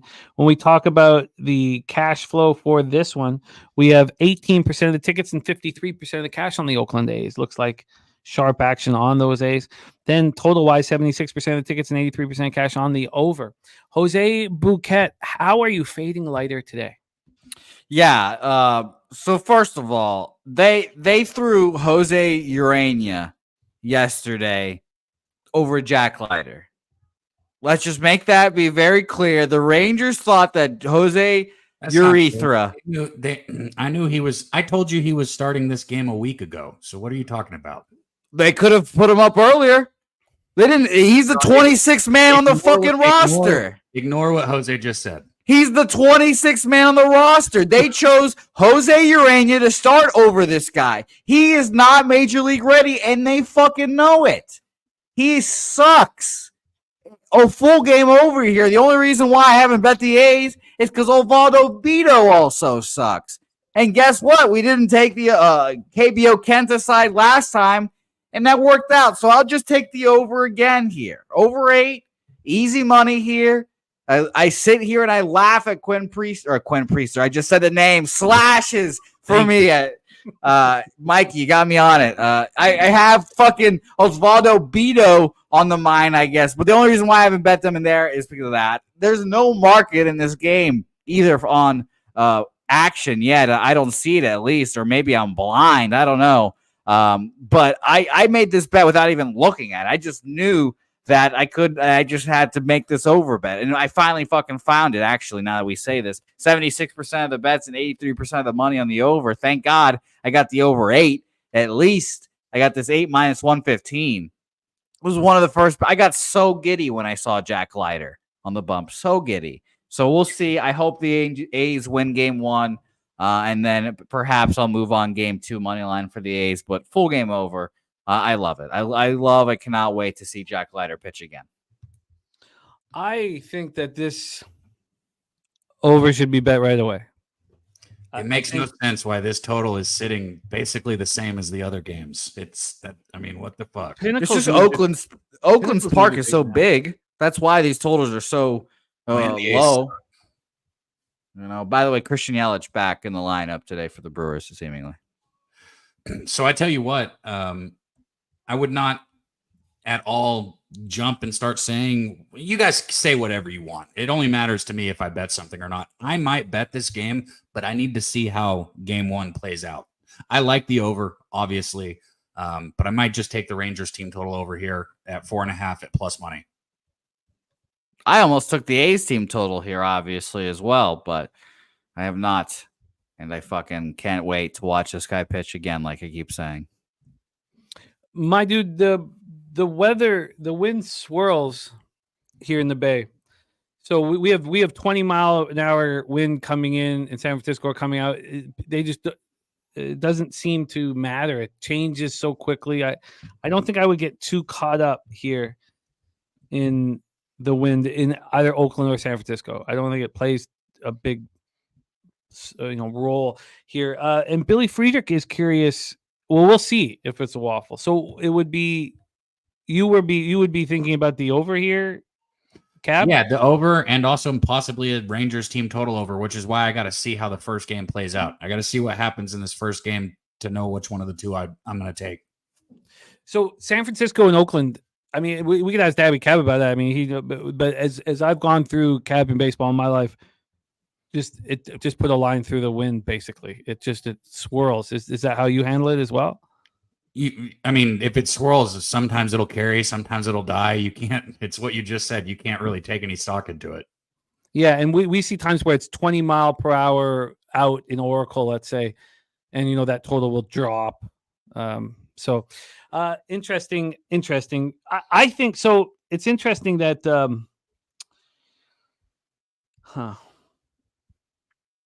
allegedly the Mets game is delayed for some reason. I'm just saying that on an odd side, so I'm not confirmed. Yeah, by it that.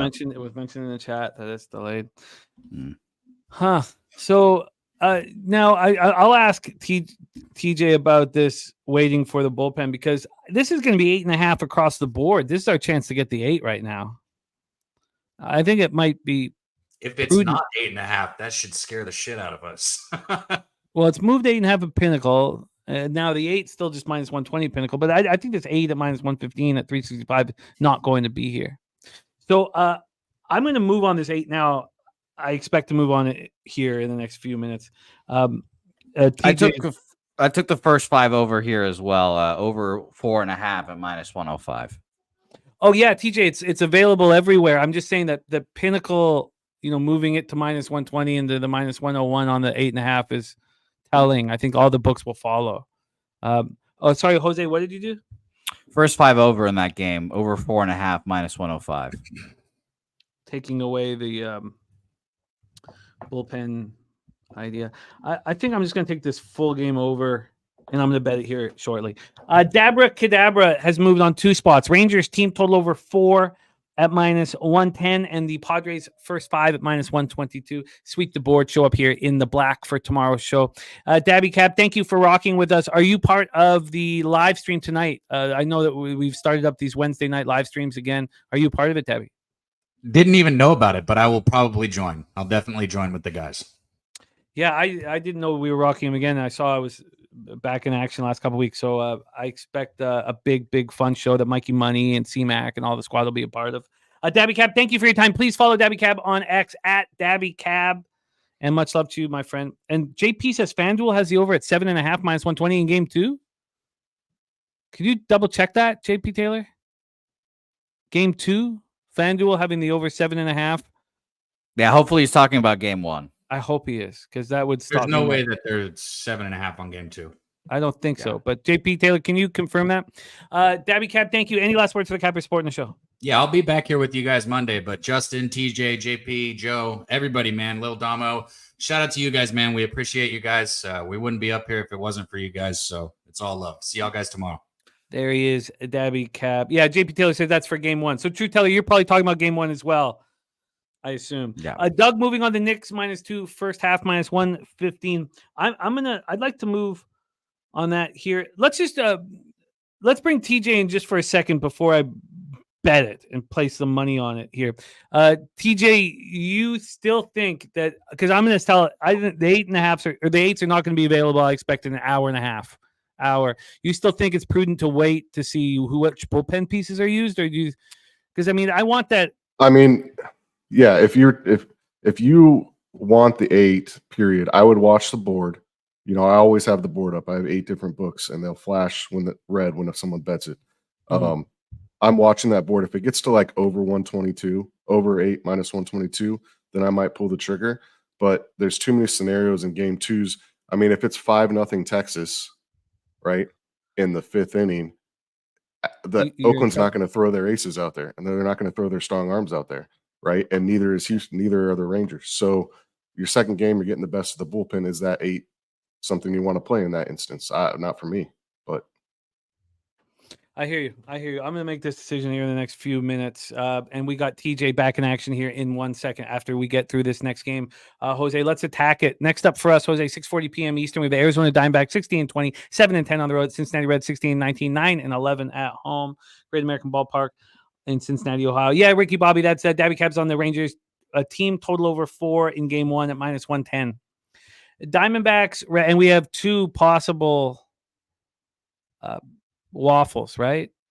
The second waffle, one confirmed, yeah, with the Phillies. and the second one was the over as well. I didn't. I wasn't listening too sharply, unfortunately. So someone else let us know in the chat. Okay, but I believe that was it. No, I'll double check with him. Here we go. Jordan Montgomery versus Graham Ashcraft. Montgomery, all of a sudden, not looking good. So funny. These vets come in off of, barely any rehab starts, missing time, and roll right away. And then speed bump. 5.63 ERA, 1.31 whip, only 8 strikeouts in 16 innings, has allowed 3 jacks. His last start, 8-0 loss at home versus Dodgers, got lit up and smoked, 2 jacks, 6 earned runs over 3 innings. Gifted Cartel and Chosen One, nice job cashing that Nerfy. Nice job. Gifted Cartel says Reds struggling versus lefties right now. Ashcraft 2-0 at home, but ERA 8.44. He's better on the road. Says he gave up 5 at home to the Angels. His last 2 starts on the road, 12 and a third, 1 earned run, major difference. So Ashcraft struggling here on the road. That last start was at the Padres. I wonder if those splits were ever an issue for us. I don't remember being concerned here. Mikey Money says teams longer than minus 135 or 17-1 straight up versus a lefty on a team that they lost to last meeting. If their starters off quality start on line longer than minus 180. Interesting. That's Diamondbacks Reds here. Ashcraft coming off that nice start against the Padres. Let's get into the line history here for this one, and also the weather at the Great American Ballpark in Cincinnati, Ohio. Weather-wise here, 77 Fahrenheit, 4.6 miles per hour left to right. And then by the end of the game, it's coming in, but it's all under 5 miles per hour. It's nothing that needs to be worried about. This total sitting at 9, minus 101 to the under. Opened up, or now minus 102 to the under. So opened up plus 102 to the under. So we've had no movement. They just tightened up the juice. So it's no movement. From a money line standpoint here, we have these, Reds at plus 101. They opened up at plus 105. So again, it's just about the juice tightening up from 18 cents a vig to 10. So there's no movement on money line. There's no movement on total. So we get into the cash flow. For the cash flow on this one, we have, that's why I was off. We have 84% of tickets, 86% of cash on the over, 36% of tickets, and 65% of cash on the Reds. It doesn't really look here like the books are nervous about any side. Take it away, Jose. Could you please touch on Reds versus lefties over the last couple weeks, if you can? We have Jordan Montgomery, Graham Ashcraft, Diamondbacks, Reds here at Great American Ballpark in Cincinnati, Ohio. Jose, take it away. Do you have a move? Yeah, I don't. This is like a tailor-made bounce back spot for Montgomery. He went 7 and gave up 3 earned runs against the Cardinals. That's a pretty good start, but his last start being against the Dodgers I can give him a pass on that, really. He should dominate the Reds. Reds against lefties in the last few weeks are dead last. 19 weighted runs created plus in 142 plate appearances. They've been just flat bad. full season as well. They're 24th, 80 weighted runs created plus. So this should be a tailor-made spot for him to bounce back. The fact that there's 16% of the bets and only 14% of the money on the under is weird on this game. And I had this opening up at minus 107 for Arizona here. Bet Online moved it up to minus 114 and then right back down. Bovada opened this up at minus 119 and it's down to minus 115 here. And Bookmaker moved it up 3 cents from minus 110 to minus 113. So I find it a very weird game. Like you mentioned, the books don't seem to be worried about all the Diamondbacks bets and there's sharper money on the Reds here. I lean Diamondbacks, but I'm staying off. All right. Diamondback lean, staying off. TJ saying that him and you could hit better versus lefties than the Reds right now. Gifted Cartel on the Diamondbacks first 5 money line. I did feel like we left some money on the table, not pushing the button on Gallon first 5. But I'm not going to go back to the well here. I'm not going to move on. Let's move on to the next spot on the board. We're back to the Beltway series, Orioles Nationals, and we bring back the aforementioned TJ joining us from upstate New York. TJ back in business, and I think I have an idea of where you're going to be going in this one because the Orioles versus lefties are bet on. We've already heard from BJ that he's on the Baltimore Orioles here, and I think that this is a real Mitchell Parker just got touched up by a Rangers team that wasn't hitting lefties. 3 earned runs, 6 hits over 5 1/3, 5 Ks, 2 walks. Yeah, if you look at his numbers, they're very good. He's a very highly thought of young pitcher. 2-1, 2.53 ERA, 1.08 WHIP, 19 Ks, 4 walks. Hasn't allowed a home run yet, but now he's facing a team that breaks against lefties. And we have Kyle Bradish coming off a really strong start. And I guess with all the Orioles fans that will be in Nationals Park, it's not the biggest letdown after pitching, at home against the Yankees. So let's see what we are dealing with here in this one. We have line history-wise and weather. Let's start with the weather-wise. 88 Fahrenheit, 10.6 miles per hour left to right, then down to 7.3 miles per hour left to right across the diamond. From a line history standpoint, we have this sitting with the Orioles at minus 173. They opened up at minus 165, now minus 172. So just 7 cents of movement towards the Baltimore Orioles. When we get to the total in this one, we have this total sitting at 8.5, minus 105 to the over. This opened up at 9, so we have a drop in that total. So less implied volatility. And then when we get to the cash flow for this one, we have 94% of the tickets and cash on the over, and it has dropped. We have 80% of the tickets and 87% of the cash on the Orioles and a very slight move towards them. TJ, best bet time. Take it away. We're in Washington, D.C. for this one. So I totally agree with the Baltimore smashing lefties, and it's probably a bet on spot for them. It's a little juicy. Washington's been, scrappy. When I sent you this play this morning, because, I'll send him the plays in advance so Jose could set up the show, take some time. I was on the under 9. I still kind of like it at 8.5, but me being that I lost a half run, I'm going to approach this game a little bit differently. I think Baltimore has this kind of planned out. They're not going to have Bradish go extremely long, 5 or 6 innings. And then they have Colomb, Cano, and Kimbrel, all set up, haven't pitched since Saturday. So I could just see an easy 7th, 8th, and 9th there. Washington versus righties right now, 76 weighted runs created plus in the last 14. They've really come down after they were a cash cow for us a couple weeks ago.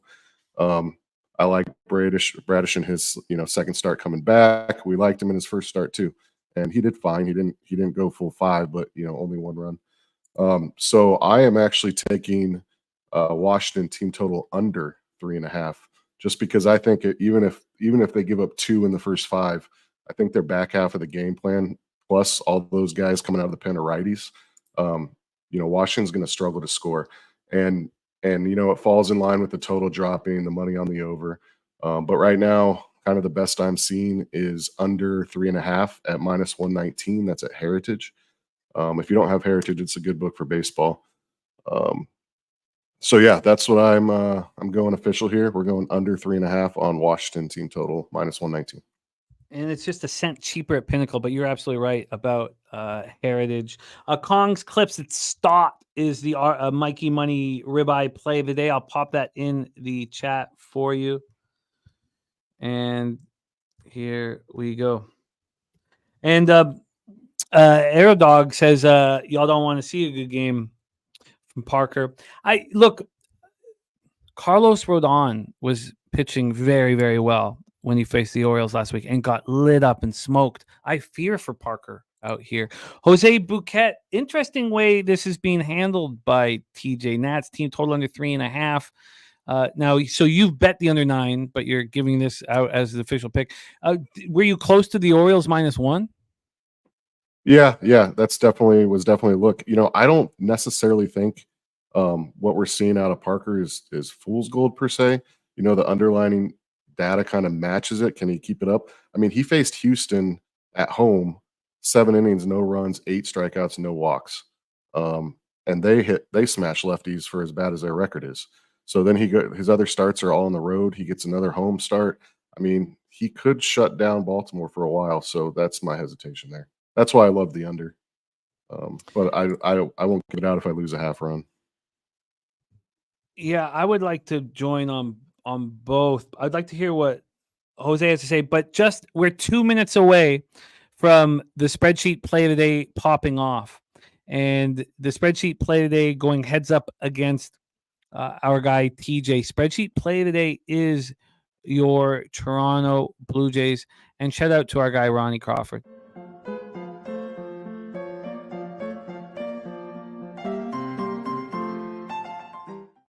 Yeah, BJ, I think I'm gonna ride with you, but I'd like to hear Jose's breakdown. And I also am liking the under. We heard Wine Time said the under came so close to making his card.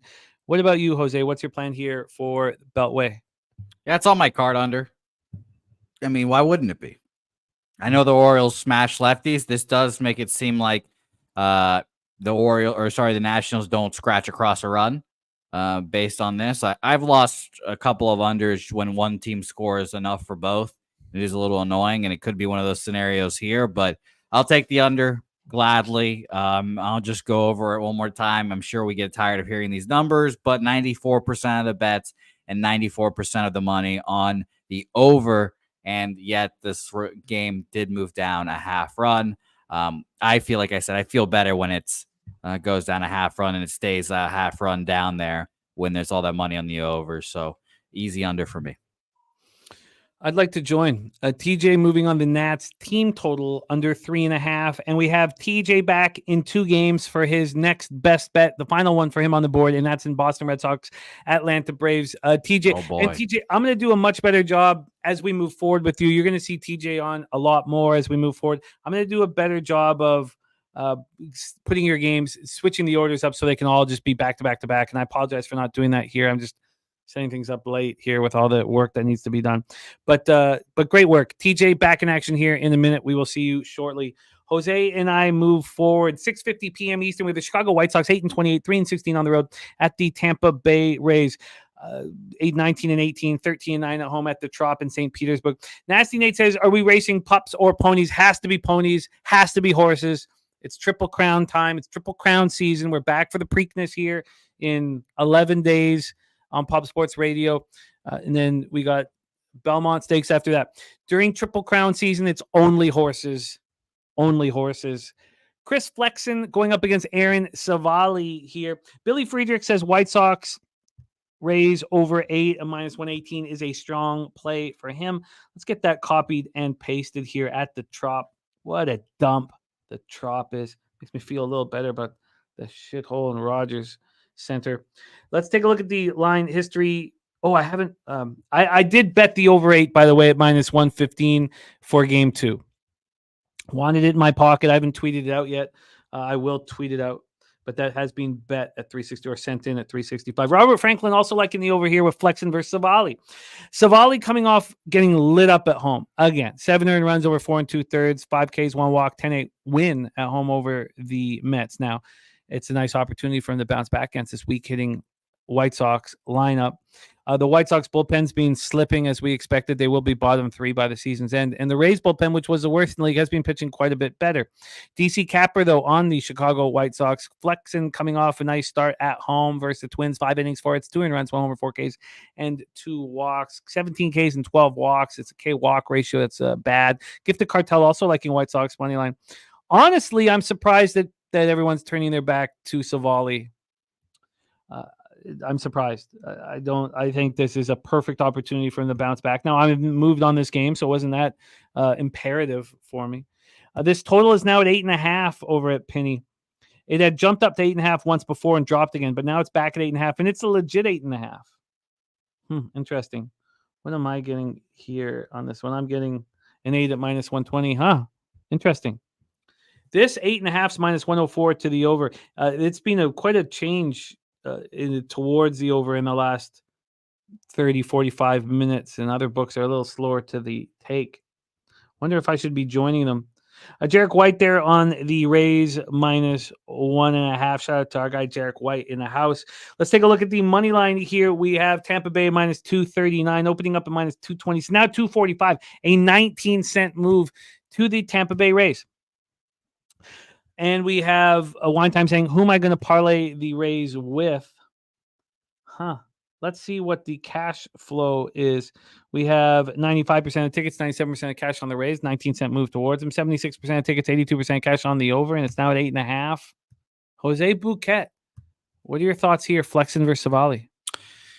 All right, Troy, let's ride together here. His cash cow play of the day is indeed the Tampa Bay Rays, and I will be taking my second run line of the season with the Tampa Bay Rays. So shout out to the cash cow.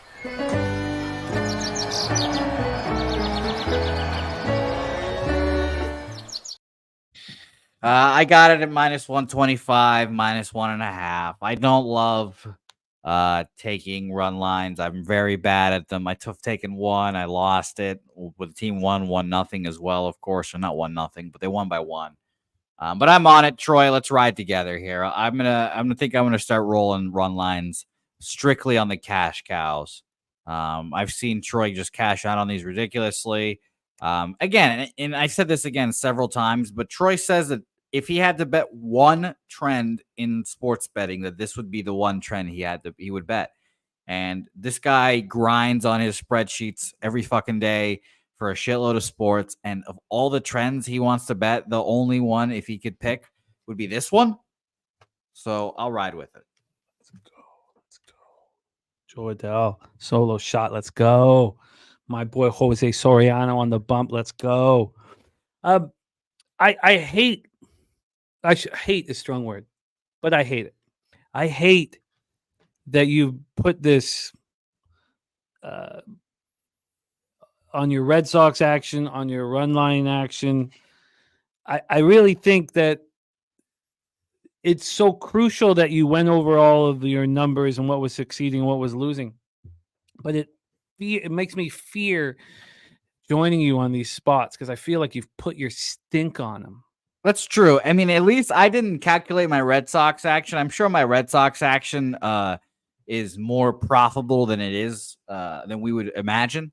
Obviously, mainly most of my reason for staying off the Red Sox because everyone calls me a homer bitch and all that stuff. So I just, obviously want to prove to people that I'm not. And I can bet Red Sox games without betting them, which has been pretty successful. The only fucking win I had yesterday was on the Red Sox game.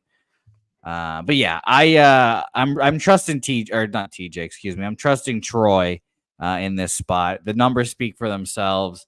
And like I said, I'm going to keep betting it. I'm going to trust the cash cow, and it's going to be a good record.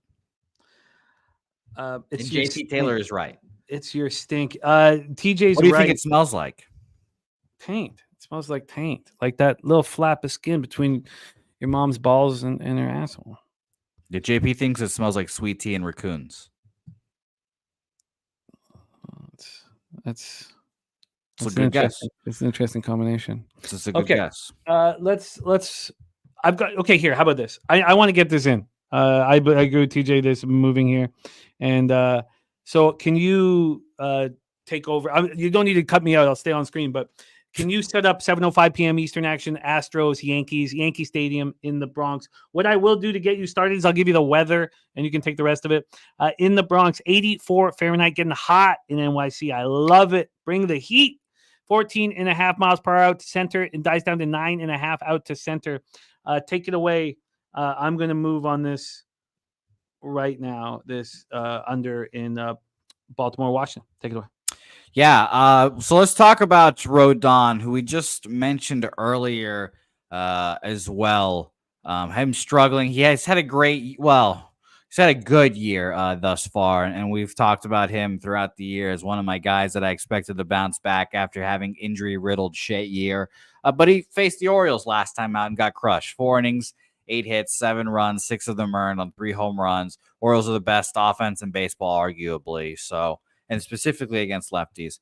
I can make an exception. It was disappointing to see, but it was not really surprising, to say the least. His starts before that, Milwaukee, 6 innings, 2 hits, 1 earned run. A Milwaukee team we know is very good. Now, maybe they're better against righties than the lefties. That's fair. Oakland, 7 innings, 1 hit, and shutout there. He's been solid. He even faced the Astros already once this year, and in the beginning of the season, he went 4 1/3, 5 hits, 1 earned run there. Now, I think obviously the bigger question mark is Spencer Arrighetti here, who young pitcher, and everyone knows my feelings about the Astros this year. I don't trust their pitching development. I don't trust the Astros. I don't trust the people running them. I think they're going down this year, et cetera, et cetera. We've heard me say that several times, so I'm not going to go over that all again.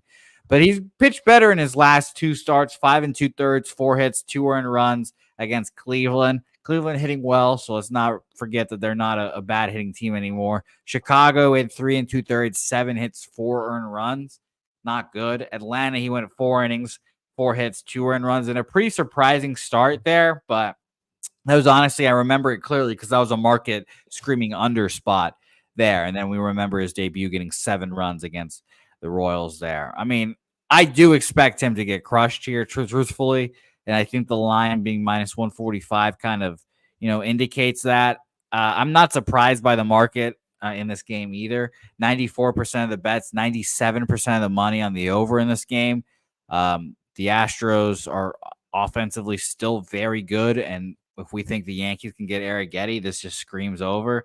This line opened up at an 8.5 minus 105 on Bet Online. Now it is a 9.5 minus 104. So this line has just steamed up. 8.5 at Bet Bovada as well. Now you get a 9.5 minus 110. So that's not really surprising at all. Maybe you can get Troy. Is there a cash cow for totals? Because that's what that sounds like right there. Money line wise, 91% of the bets and 99% of the money on the New York Yankees here. And yet, I don't think this line has moved. Actually, actions at openers can never be trusted, as I typically say. Opened up at minus 138, now minus 155 for the Yankees. So it's a decent move. You could just bet the over in this game and feel pretty secure about it, but it's moved too much for me, so I'm staying off of it. It's very interesting how much that's moved, but I'll just stay off and watch this offensive show. What do you think, Jimmy? Very interesting. Great breakdown. Lee Davis on the Yankees team total over 4.5. DC Capper on the Yankees. Chosen one on Astros first 5 money line. I know there's a couple things going on here. One, I don't want to fade the Yankees. Fade the Astros against a lefty. We just saw Rodon get lit up by a team that smashes lefties.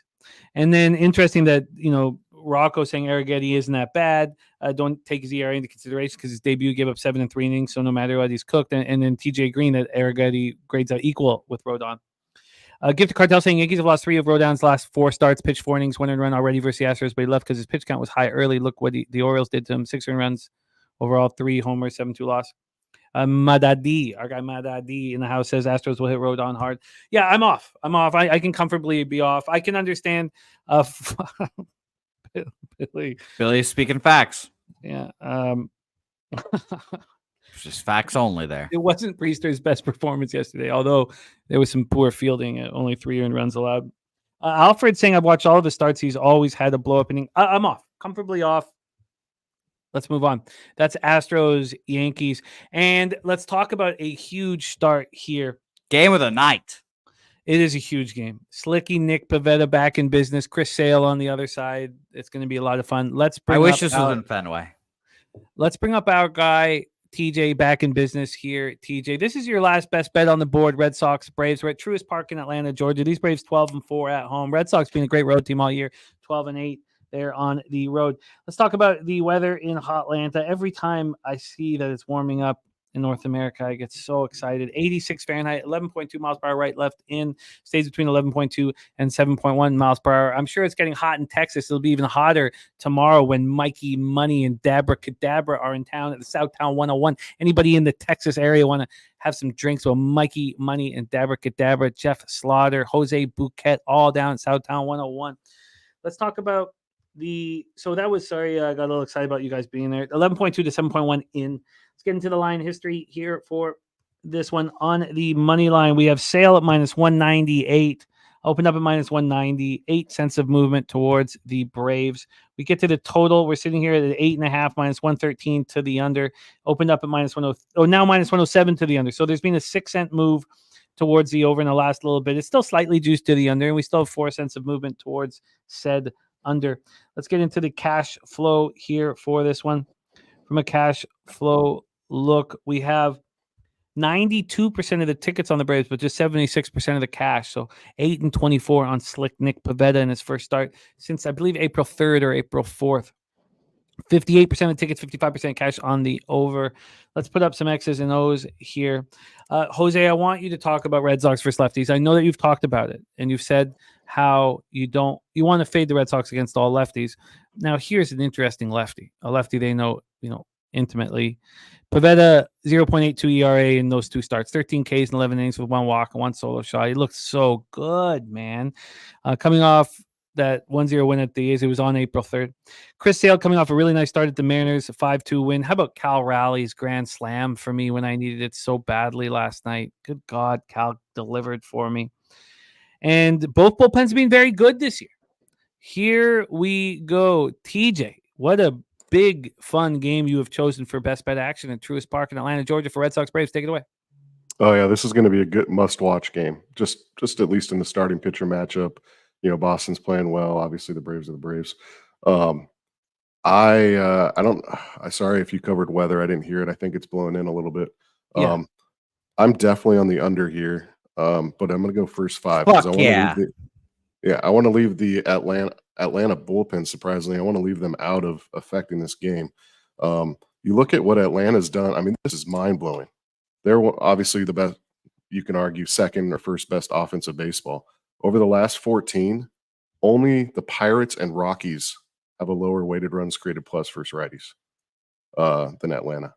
So they're obviously struggling a little bit at the plate right now, which, ideally you want to have 3 hot guys, That's what Jose wants to have. You want to have 3 guys that are hot at the plate at a 3 time. hot guys, yes. yes. Yeah. And let that rotate through. Well, the Braves are stuck in this. They all heat up and then they all cool off. And it goes in these, ups and downs a little bit. The Dodgers kind of cooled them off there. So yeah, I think the first 5 under 4.5. There's minus 110s out there at Circa. First 5 under 4.5. I'm pretty confident in. It's probably one of my favorites today. This is a very interesting look here. First 5 under here, 42%. And I wouldn't. Oh, yeah, okay. sorry, Jimmy. Oh, I wouldn't hate. It's not going to be an official, but if you took Boston first 5 plus a half at plus 110, I think that's tasty too. That isn't interesting. Did you bet that? Personally, yes, but Okay. I'm only saving the what I'm most confident here. We got to keep a record going. No, I love it. The Juice also looking at that first 5 under 4.5. My dude says need to see the Red Sox lineup before it bets this game. I can see Boston sitting some hitters. Jose can talk to us about that. And Not Flush Allen said, like I said last week, Rodon in those big spots, like last week versus Baltimore, he tends to overthrow and get smacked. This spot, Rodon will carve up the Astros. Interesting. Kong's Clip says, I think Pivetta gets touched up here. Talk to us. There's so much to talk about in this game, Jose. So first off, I'd like you to start with Pivetta. I heard you get excited that TJ was on this under first 5 variety. So start rolling, my man. This is a big one. Yeah, I'm fucking sitting here just tearing up thinking about this game. It's so fucking big game. such a big game. Chris Sale in Red Sox history, he's a top 5 pitcher. In my lifetime, he's the second best pitcher, probably, if not first. I guess I'm not even count Pedro. He's number one. He had the best. He's not your lifetime. And it's crazy. He's the best. And here's the thing: my favorite fucking thing about Chris Sale is that he runs on spite.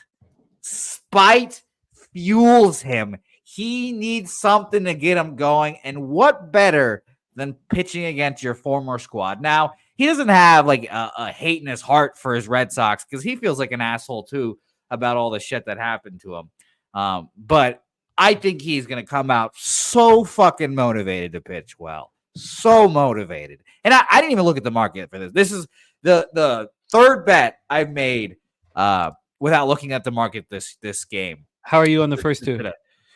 I didn't know. Well, just today, actually. Oh, okay. Because I bet the over without looking at the market in the Oakland game because I knew Jack Leiter was going. And I bet first 5 full game unders in this game. Chris Sale is going to come out with hate in his heart, and he's going to pitch phenomenally. Nick Pivetta, coming off the IL, is the leader of this Red Sox team. He is like the pitching captain. He's the representative of this team. He was there when Chris Sale was there. I'm sure he learned a lot from Chris Sale. And, oh, my God, he's going to come out motivated as fuck, too. Show his shit. First, you start off the IL. His rehab start kind of sucked, but I like that. I kind of like when their rehab start sucks. And it was only 3 innings, 3 hits, 4 earned runs, 5 Ks, 4 walks. Good. Get all those walks out there and figure out, control and everything there.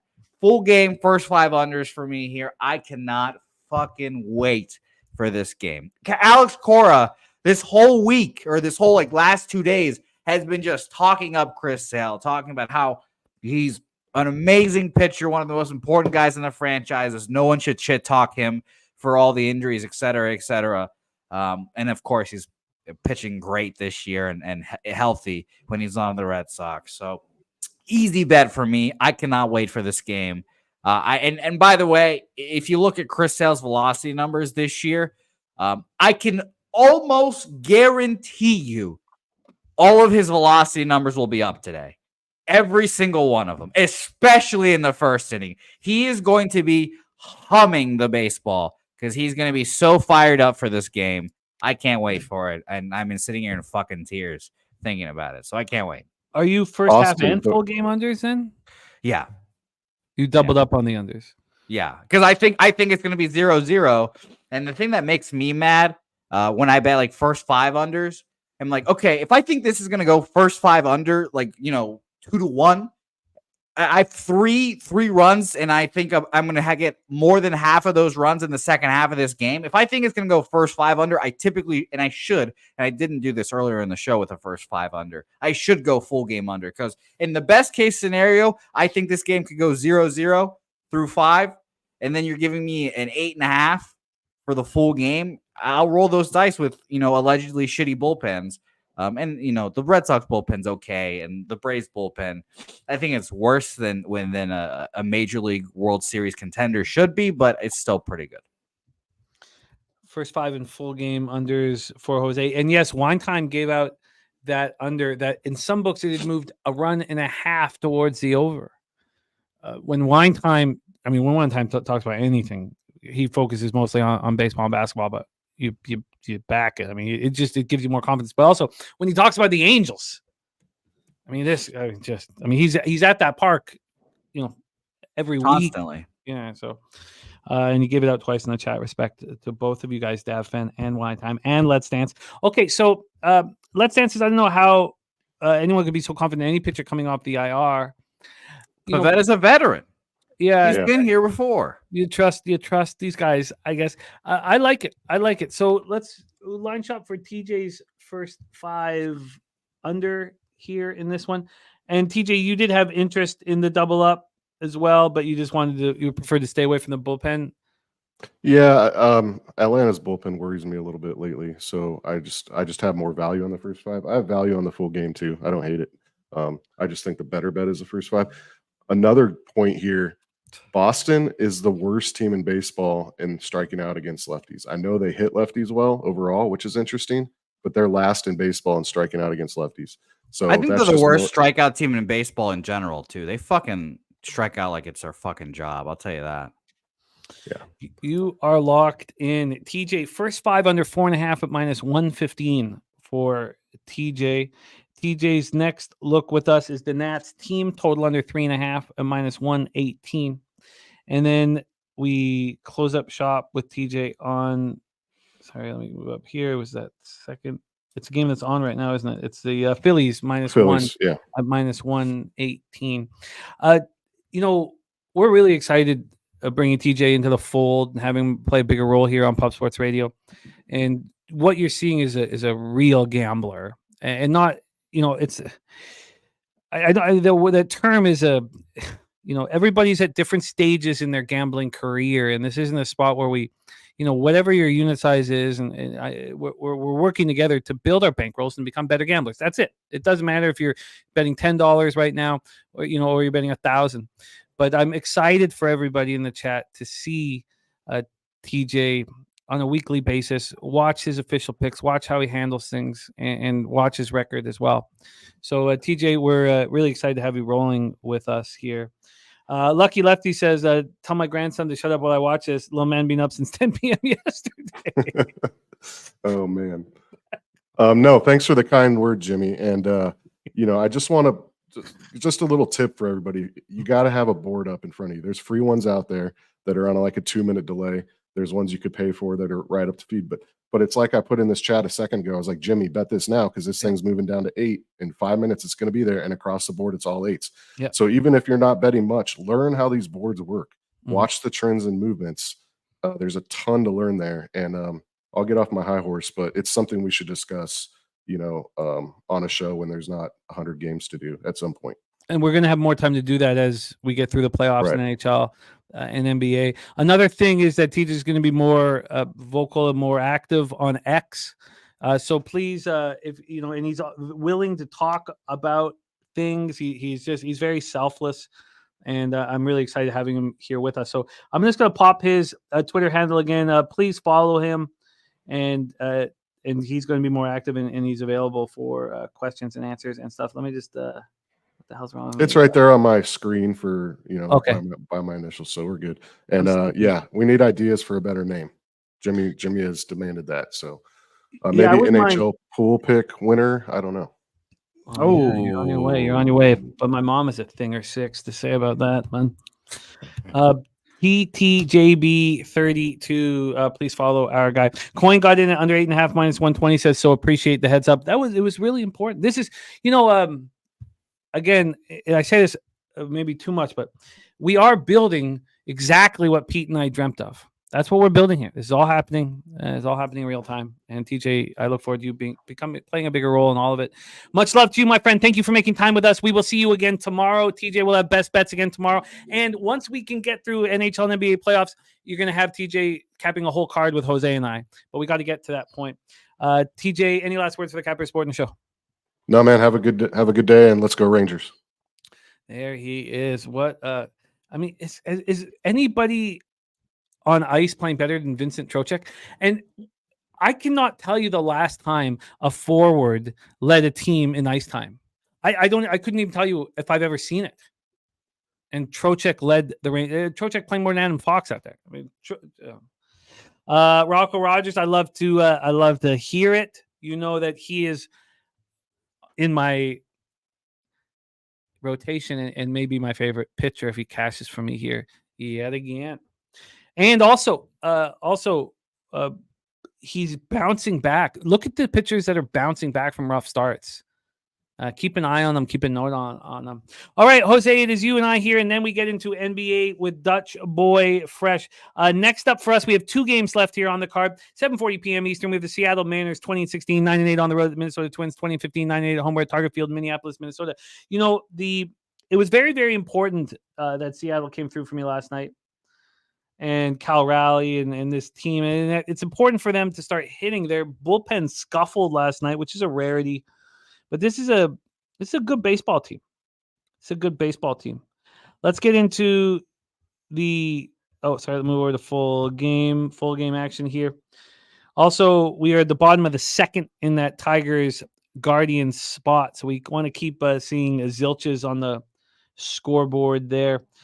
This total is sitting here at 8 at minus 109 here at Pinnacle. Interestingly enough, this total went from 8 not immediately. It took about an hour and 40 minutes to go to 7.5. And then it was at 7.5, 7. All the books were at 7.5. And then they brought it back to 8. Pinnacle has brought this back to 8. Bovada has followed suit. That's it. All the other books here that I have in front of me are at 7.5 still. So we have this U-shaped movement in the total. Let's get into the money line here for Mariners Twinkies. We got the Twins at minus 107. That's the Twins opened up at plus 107. So we've gone from dog to favorite. This is a very interesting market. That did catch me a little bit by surprise. Dog to favorite here. Let's get into the cash flow. Cash flow wise, 48% of tickets and 82% of the cash are on the Seattle Mariners. So you've got the big bets coming in on the Mariners and the books pointing and laughing at those people. 92% of tickets, 92% cash on the over, and it went down 7.5, and then Pinnacle brings it back up to 8. Confusing is what I would say. Let's talk about George Kirby. This guy's the real deal. We've known that. It's no surprise to anyone. 3.76 ERA, got lit up in a start, but 41 strikeouts and 4 walks. I mean, that's an elite K to walk ratio. Only allowing 2 jacks over 38 in the third. Coming off a 5-3 loss to the Astros, it was not on him. 1 earned run over 6.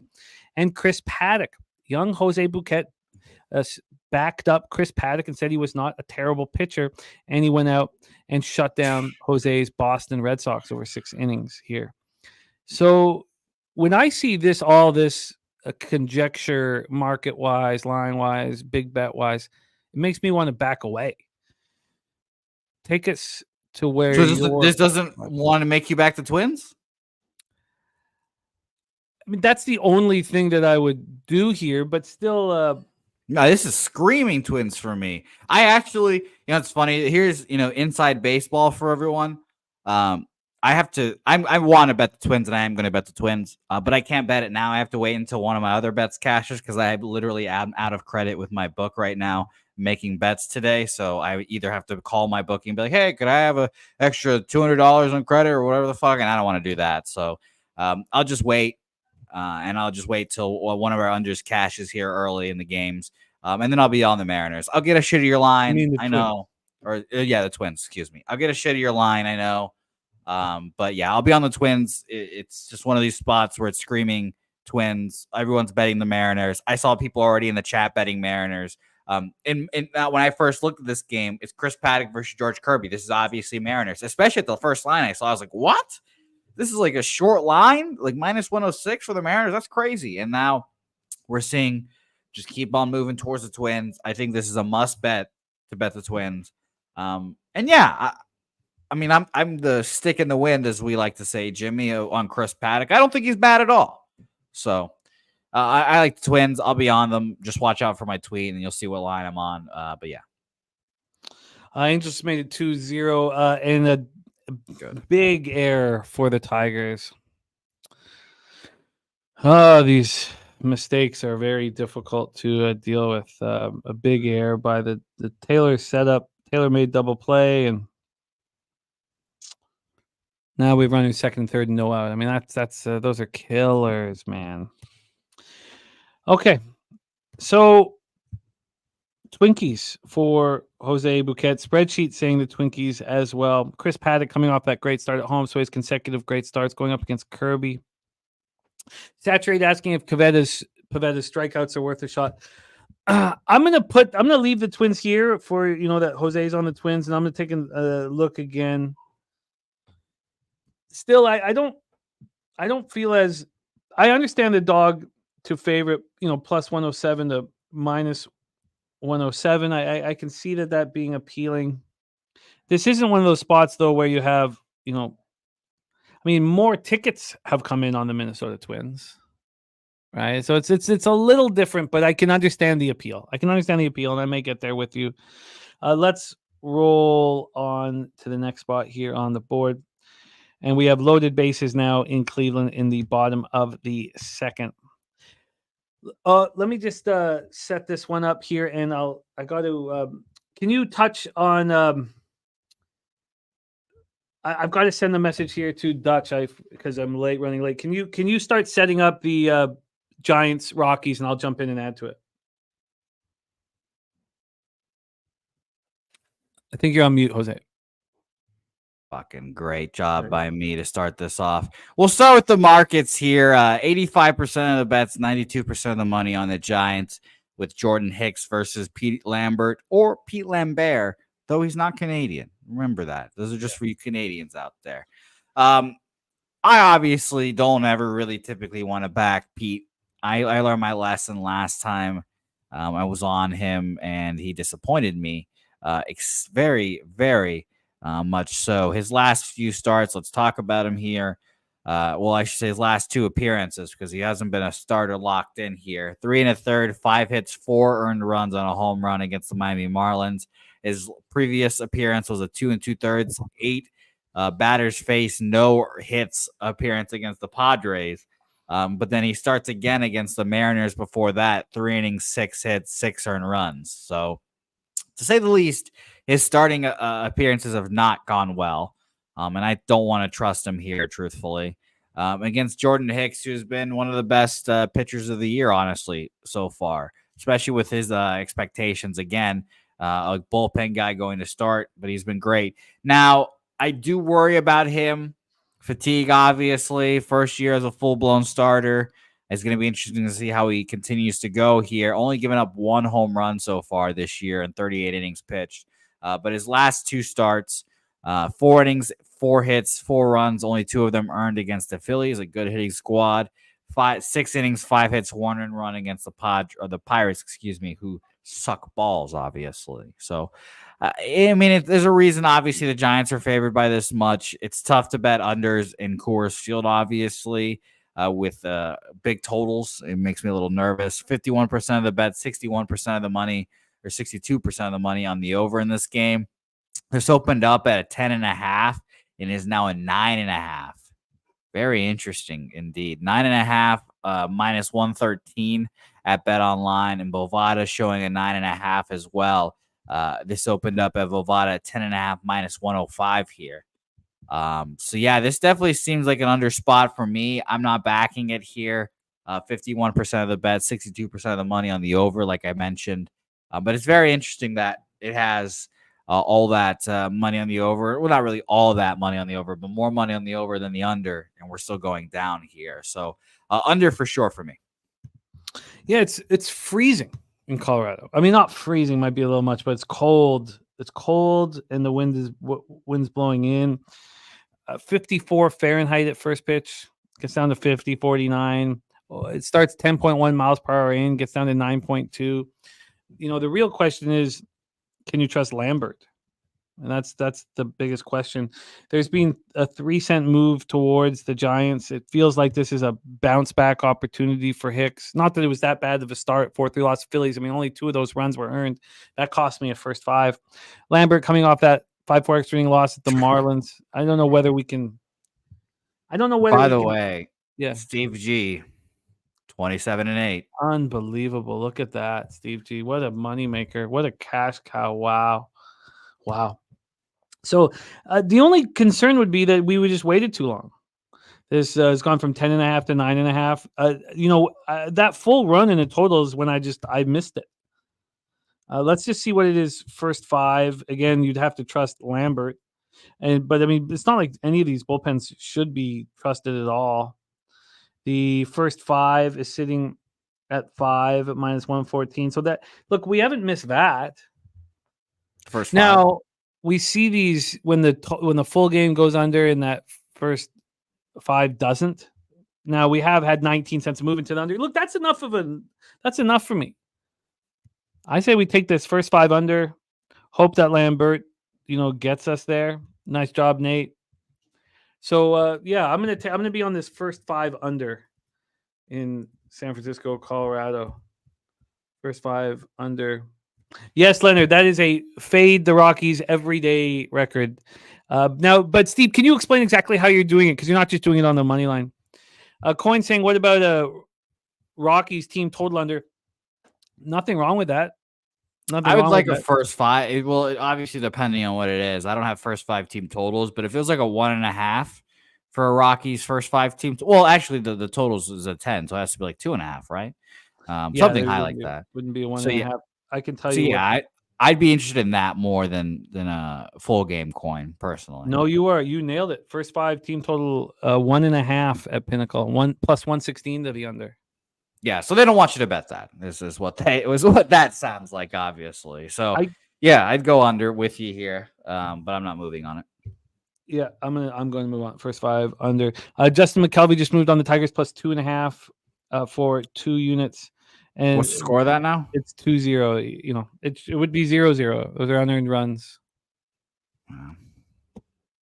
If we can get Soriano through the bottom of the 5th in Pittsburgh, we can get that win. You know, everything. Look, the Tigers money line's a problem now, but we can still get to these unders.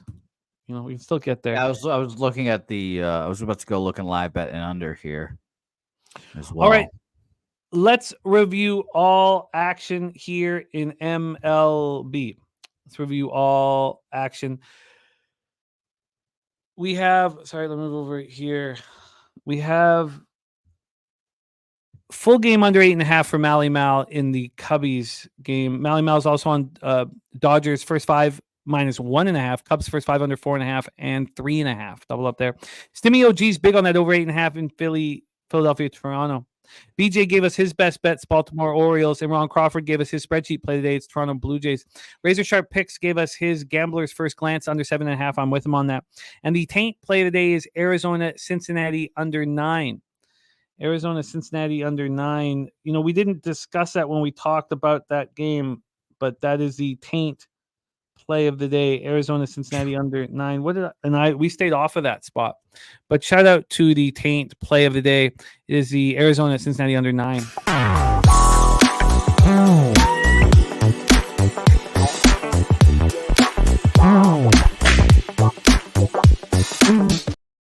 Then as we roll through best bets here, did move on the Angels first 5. Stayed off the Phillies. Remember the first waffle for Daby Cab. We're not. We have the 2 waffles, right? I'll double check that. But the first waffle is that Phillies first 5 minus 0.5. TJ's on Phillies minus 1. We stayed off that one. Jose's on the Tigers money line and the full game under. That was a triple up spot for me. Tigers money line first 5 under 4 and full game under 7.5. That's what we're sitting on. Bassett is having that bounce back start, and the Tigers are on the board here with a single. Not board isn't right, but. So then we have the under 7.5, as we talked about with Razor. Then I'm on the under and the Brewers in Milwaukee, Kansas City. Cab is on the Padres first 5. Jose's on the first 5 under 4, and Padres Chicago. I'm off that. But I'm going to be, these are now going to be spots. The only other spot I moved on was the Baltimore Washington live, just because we knew it was moving too quickly. I'm going to be on the under 9 in Miami, LA. Jose is on the Marlins at plus 210. Jose's on the Oakland A's. Cab's on the Rangers, team total over 4. And I'm off that spot. The ribeye play today, Stott ribeye at plus 185. I did move on the over 8 in Texas, Oakland. Osvaldo, Beto, or Bido. I got to figure out what it is. I remember saying Beto last year, but I couldn't get it today. I should have got it. Arizona, Cincinnati is taint. TJ's on the Nats, team total under 3.5. I moved on that under. I bet it here live because it was moving so quickly. But I will be betting the Orioles minus 1. Jose's on the Rays minus 1.5. I will be joining him. And Billy Friedrich's on the over 8. Strong play for him on the over 8. Astros, Yankees, we stayed off. Is that right, Jose? You stayed off that? Mm-hmm. Yeah, we stayed off. Jose is on the first 5 and full game under in Boston, Atlanta. I'm going to be joining him. TJ's on the first 5 under 4.5. Jose's on the Minnesota Twins. I'm going to study that a little more. I may join him. And then I'm on the first 5 under in San Francisco, Colorado. And that is our Ron Crawford for Stotts on game 1. Game 1. DC Capper on the under 7.5 in Seattle. Okay.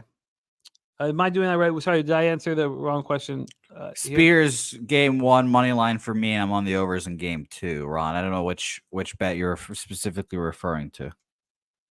Yeah, But because the overs in game 2, and And full the- game money this- line in game 1. and the ribeye play today was Stotts already in play. Yeah. With the Phillies. Okay, my bad. Okay, sorry. All right, it is time to move on to NBA. We're going to be talking NBA for Wednesday, May 8th. Jose is going to be back in action with us to close up the show. We're going to talk tonight's NBA game, and then we're going to talk about the 2 games tomorrow. We'll be cutting that video out as well. And look at that. Frank's on taking the Twins as his best bet in MLB. I've loved having Frank in the chat. I will copy and paste that, Frank. Maybe you've just pushed it. Jose on it as well, and Frank on it as well. Copy and pasted that, Frank. All right, it is time to get into NBA here, and we have 3 unbelievably interesting games, and that's not even talking about the Nuggets game that will be on Friday with the world champs down 2-0 heading into Minnesota. It is time to talk NBA with the perfect capper for the job. He's been leading us to the cash year after year since he joined us. Coming to us from Las Vegas, Nevada, the freshest capper in the handicapping industry. Please welcome Mr. Dutch Boy Fresh.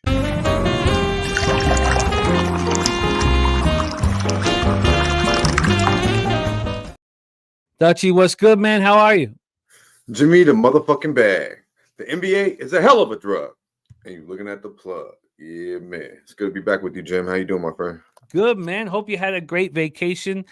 Dutch was on traveling, which is a nice time of year to do that. It's great to have you back in business with us. And we have an absolute beauty to get us started.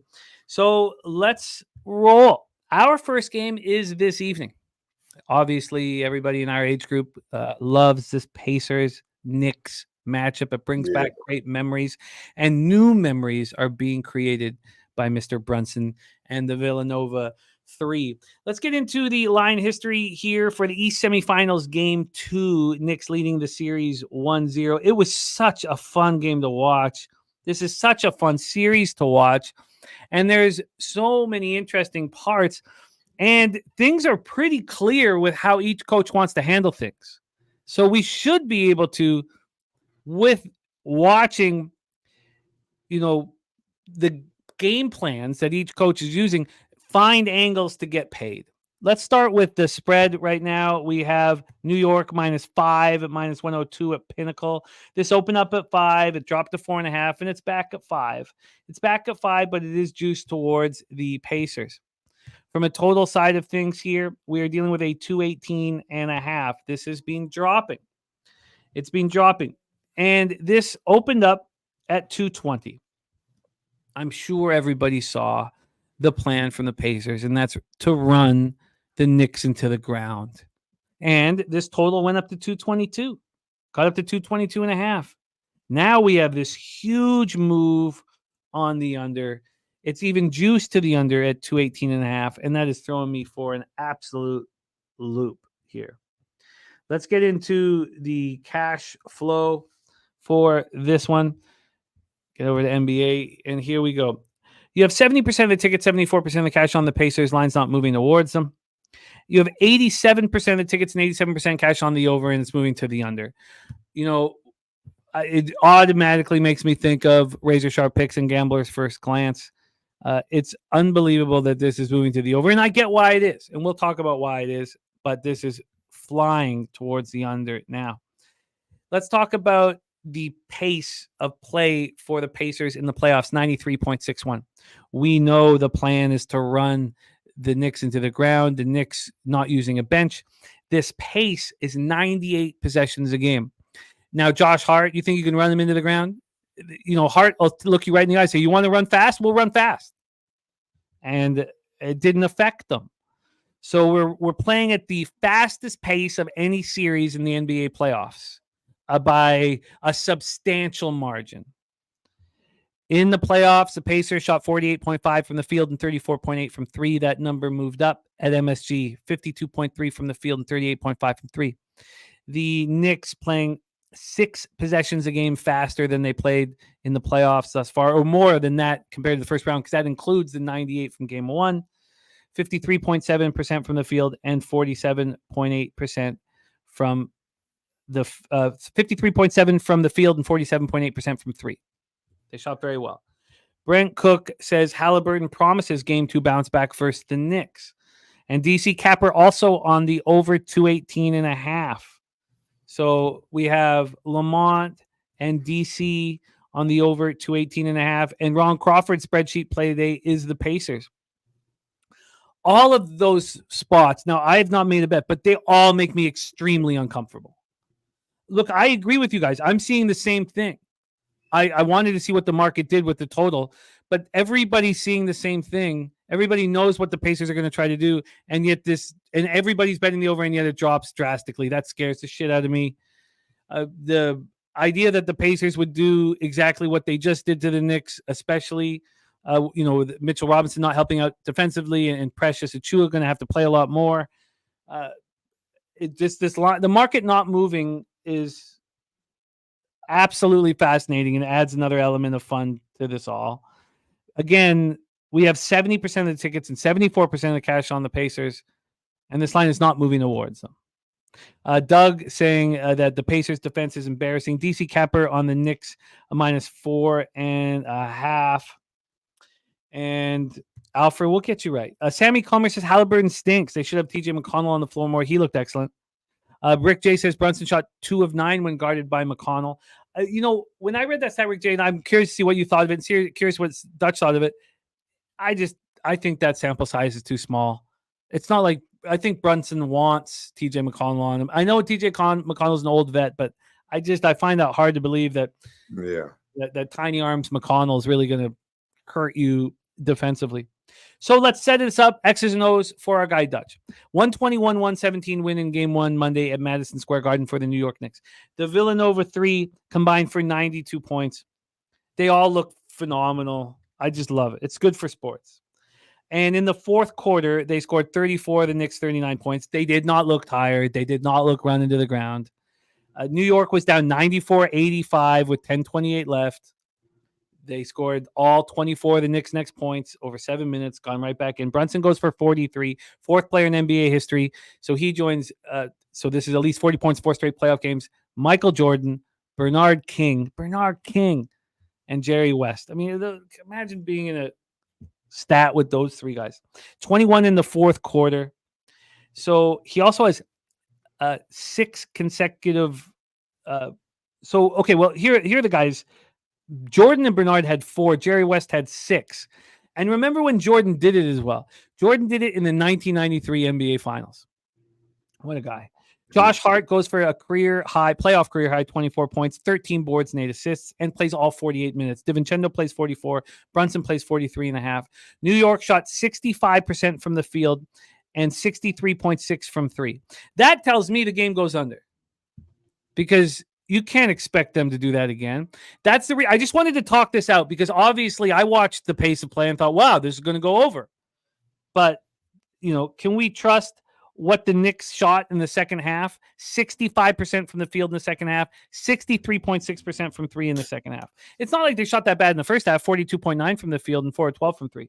Hartenstein and Anunoby each had 13, and now we have no Mitchell Robinson. So, Dutch, I want you to touch on Mitchell Robinson not being there and Precious being there.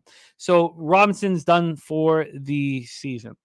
And he had a huge role against Embiid and less so here. So now the Knicks have lost Randall. They've lost Bogdanovich. They've lost Mitchell. What's Miles Turner going to do against Precious Achiuwa? What's he going to do? Now, Hartenstein's going to have to play, 35, 37 minutes? Brunson destroyed Tyrese Halliburton. Siakam goes for 19. McConnell's the only one who really stepped up, and they had a 46-3 advantage on the bench. 46-3 advantage. I cannot wait to shit. Pirates are up 3-2, 4-2, for fuck's sakes. Oh, that hurts. God damn it. Okay, got to stay focused here. That sucks, but got to stay focused. Take it away for us here, Dutchie. So many moving parts to this one. Pacers, Knicks. Yeah, man. Tough basketball game here. I actually rewatched this basketball game this morning. Was maybe a little biased yesterday when I was talking about this game as a look ahead. I had just seen the Indiana Pacers outfits getting onto the bus, so it was hard to see. Let's just say that. But this I don't believe the Knicks should really be favored by 5 damn near against anybody in these playoffs. They're a tough team. They find a way to get it done. Jalen Brunson gets the most out of him. Tom Thibodeau gets the most out of this team. And Josh Hart's one hell of a competitor. I mean, look at this stats, Jim. I mean, 43 and 6 from your boy Brunson. DiVincenzo gives you 25. Hart gives you 24, 13, and 8. You got 13 and 9 from OG and 13 and 6 and 4 from Hartenstein. I mean, it's not going to get much better than that. Your bench gave you 3 motherfucking points, and the guy that gave you 2 ain't even going to be playing tonight. The bench is MIA, and it's a worry for me, to be quite honest with you. 44-3 in bench points. That's a big difference there. Led by McConnell, who you mentioned, and obviously Obi Toppin had a nice 12, 16, and 3 back in the Garden. Obviously very comfortable there. I think the Knicks win this basketball game, Jim, but I don't think they cover the number. I really don't.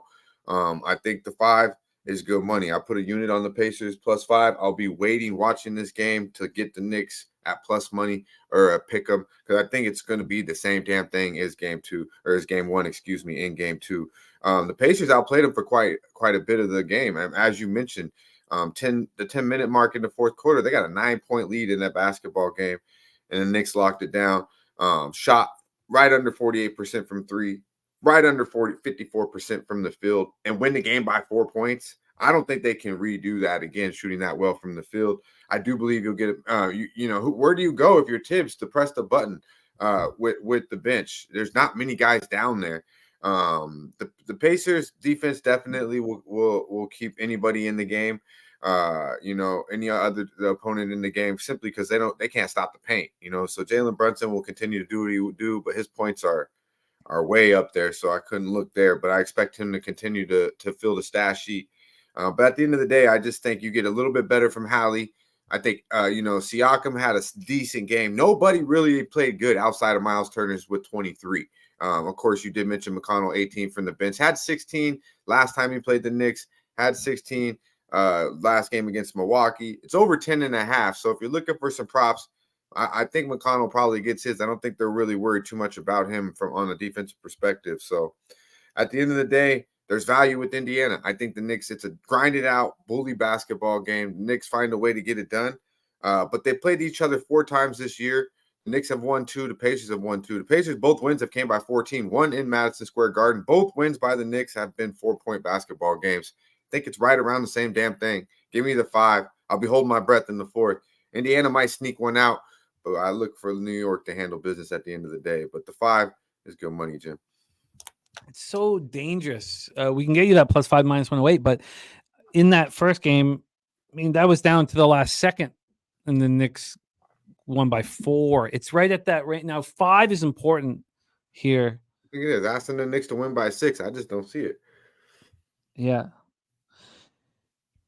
I mean, is this, for me, fading the Knicks is something that I'm going to find more appealing as the series goes on. Right now, with a little bit of break, and now you got the 2 home games. I mean, do you feel like the Villanova 3 is going to wear down? And at what point do you think they're going to wear down? And now you got to get Precious Achiuwa in. Now, we're 1 injury away from just done. I mean, there's going to have no options for Tibbs. And Satcher is saying, is Tibbs' lack of bench usage going to snake bite him eventually? So let's say the Knicks win by 4 again tonight. Are you going to be looking to back the Pacers at home? Do you have a script here for the next couple games of the series or the rest of the series?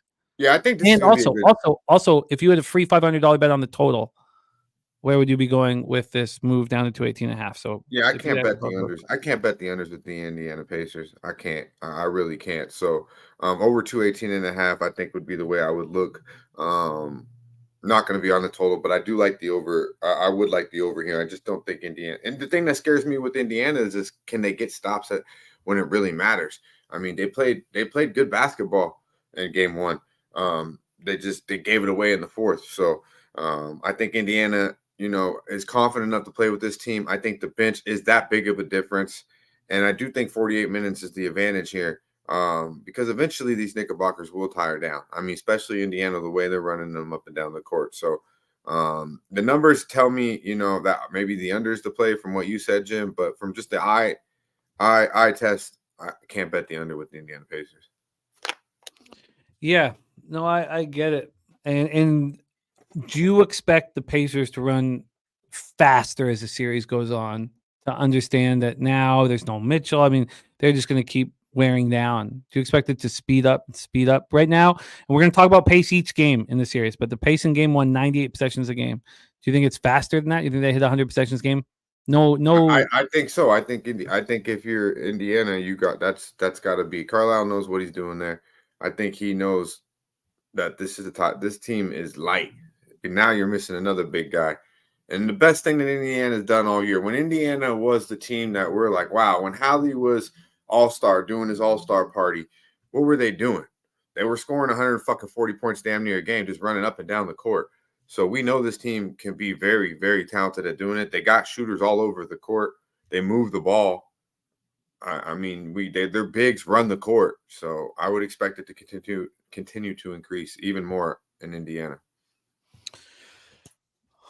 I do not. I've got to work on this. I do not have a spot here. I was hoping that talking it out would. I can understand being on the Pacers. I think getting that 5 is important. Dutch has that. Pacers +5 -108. Ron Crawford spreadsheet play today. Pacers +4.5. Lamont Williams, DC Capper on the over 218.5.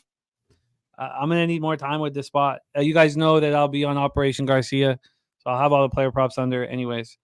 How's that been going? It's I got up 6.6 and then I gave it all back except I haven't updated the last 3 days since the Derby. So I've got to update the last 3 days. We had a monster game. Obviously the 106.80 game. It was absolutely perfect. I was shocked that I only made $96 last night in the Mavs game. 19 player props. There was 19 player props. I was like, oh, this is going to cash for me because I took a L in the first game. I was like, oh, this is going to cash for me. I went 10-9, and I was so surprised. And a couple of those half pointers, hurt. You're missing by a half point, and they're important. So, but I'm going to update all of the stats for Operation Garcia. But I'm curious to see if I'm actually a little bit down now after getting up 6.6. It's pretty sick. This stuff is difficult to handle. Okay, let's roll on. We are now going to talk about Thursday, May 9th, NBA playoff action here on Pub Sports Radio. Let's get into it. Game 2 of the Cleveland Cavaliers at Boston Celtics. The Cavaliers put up 34 first quarter points, and I still lost the Cavaliers first quarter +4.5. Astonishing to me. But the Celtics can do anything they want in this series. Maybe that changes when Jared Allen gets back, but it doesn't feel like he's going to be able to come back anytime soon. And maybe this blows up my face saying that, but right now he has difficulty raising his arms over his shoulders, and that's a problem for a big man. Now, both teams are missing their star centers. Let's get into the line history here for this one. We have Boston right now -13 at -107 at Pinnacle. They opened up -13 at -106. That was this morning at 10:13 a.m. There was a 1 cent move at 10:49 a.m. And that's all. That's it. And that's all. So very little movement. It's very early in the market. Got to wait for it to mature. At this point, we're dealing with a total at 212. This opened up at 213. We have dropped a point down to 212. Let's get into the cash flow here for this one. At this point, we have just 1,600 tickets in. We have 92% of the tickets and 90% of the cash on the over. And we have 74% of tickets and 78% of cash on the Celtics. That surprises me a little with the 26% of tickets and 22% of the cash on the Cavaliers. That's a little higher than I thought from the early cash that's come in. A little surprising. This game 1 was played at 92.5 possessions a game. during the playoffs. It's just slightly faster than what the Celtics have played throughout, and quite a bit slower, almost 3 possessions slower than what the Cavs have been playing. The Cavs have shot poorly all playoffs long. They shot poorly against the Magic. They're shooting 28.3% from 3 in the playoffs. They shot 26.2 in game 1. The Celtics are doing the same thing that they've done all playoffs long, shooting the ball well. 38.6% through the playoffs, 39.1% in game 1. Brown goes for 32. White looked amazing. The stats for White right now are unbelievable. 28 3-pointers over his last 6 games. That's the most in Celtics playoff history. They've also won 21 straight games when White has attempted at least 12 3-pointers. Tatum went for 18 and 11. Celtics went 18 of 46 from 3. The Cavs were just 11 of 42. It just feels like Donovan Mitchell is the only player that can get anything done out there right now. We talked about Brunson's exploits. Here is who Donovan Mitchell joined. He's the 4th player in league history to score 30 or more points in 6 straight playoff series openers. So he joins MJ, did it 3 times, and Kobe and Wilt each did it once. Darius Garland added 14. So Mitchell plays 37 minutes in game 1. He played 45 in game 7 against Orlando. I mean, he's the only one that can do anything at this point. And it's, I would right offhand here, I want to move towards the under. But again, the Celtics are a problem, and we saw Loshak take the Cavaliers team total under in game 1, and that cashed despite the Cavs putting up 34 in the first quarter. Right. Take it away for us here, Dutch. East semifinals, game 2, Cavaliers, Boston Celtics. Yeah, man. Not much to this. There's levels to this shit. And Boston Celtics are clearly on another motherfucking level than these Cavaliers. I mean, Cavaliers got exploited by Orlando.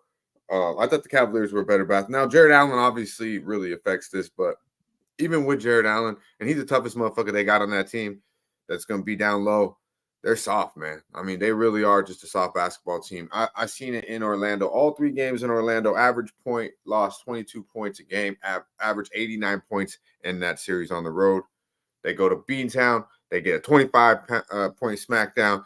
They did get 95, I believe, on there.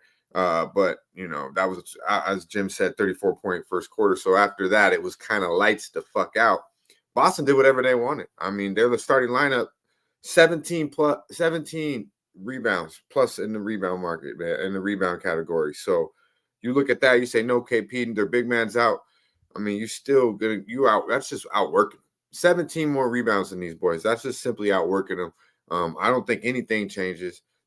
Boston is clearly has not forgotten 2018 when they were up 2-0 against the Cavaliers. I know there's different names on the back of the jerseys, but it's still the Cavaliers. They choked it away that year. That was the year that Tatum and Brown and these boys really were starting to come together. They remember it. They gave up a 14.5 point spread last series against Miami at home. They lose outright. It will not happen again. They're not playing with these boys. It'll be the same damn thing. I expect them to be put away very early. Boston first half has been very good money, and I expect them to cover the full game as well. So is this a double up spot for you? Yeah, I'll be doubling up on this, Jim. For First me, I half. split my units, but for show purposes, it'll be a unit each. First half and full game here for Dutch. I'm going to pull up. I stayed off first half last night. I got the full game, but I'm not gonna mess around with it tonight. It's pretty simple to me. They're not playing with their food. Oh, I feel you.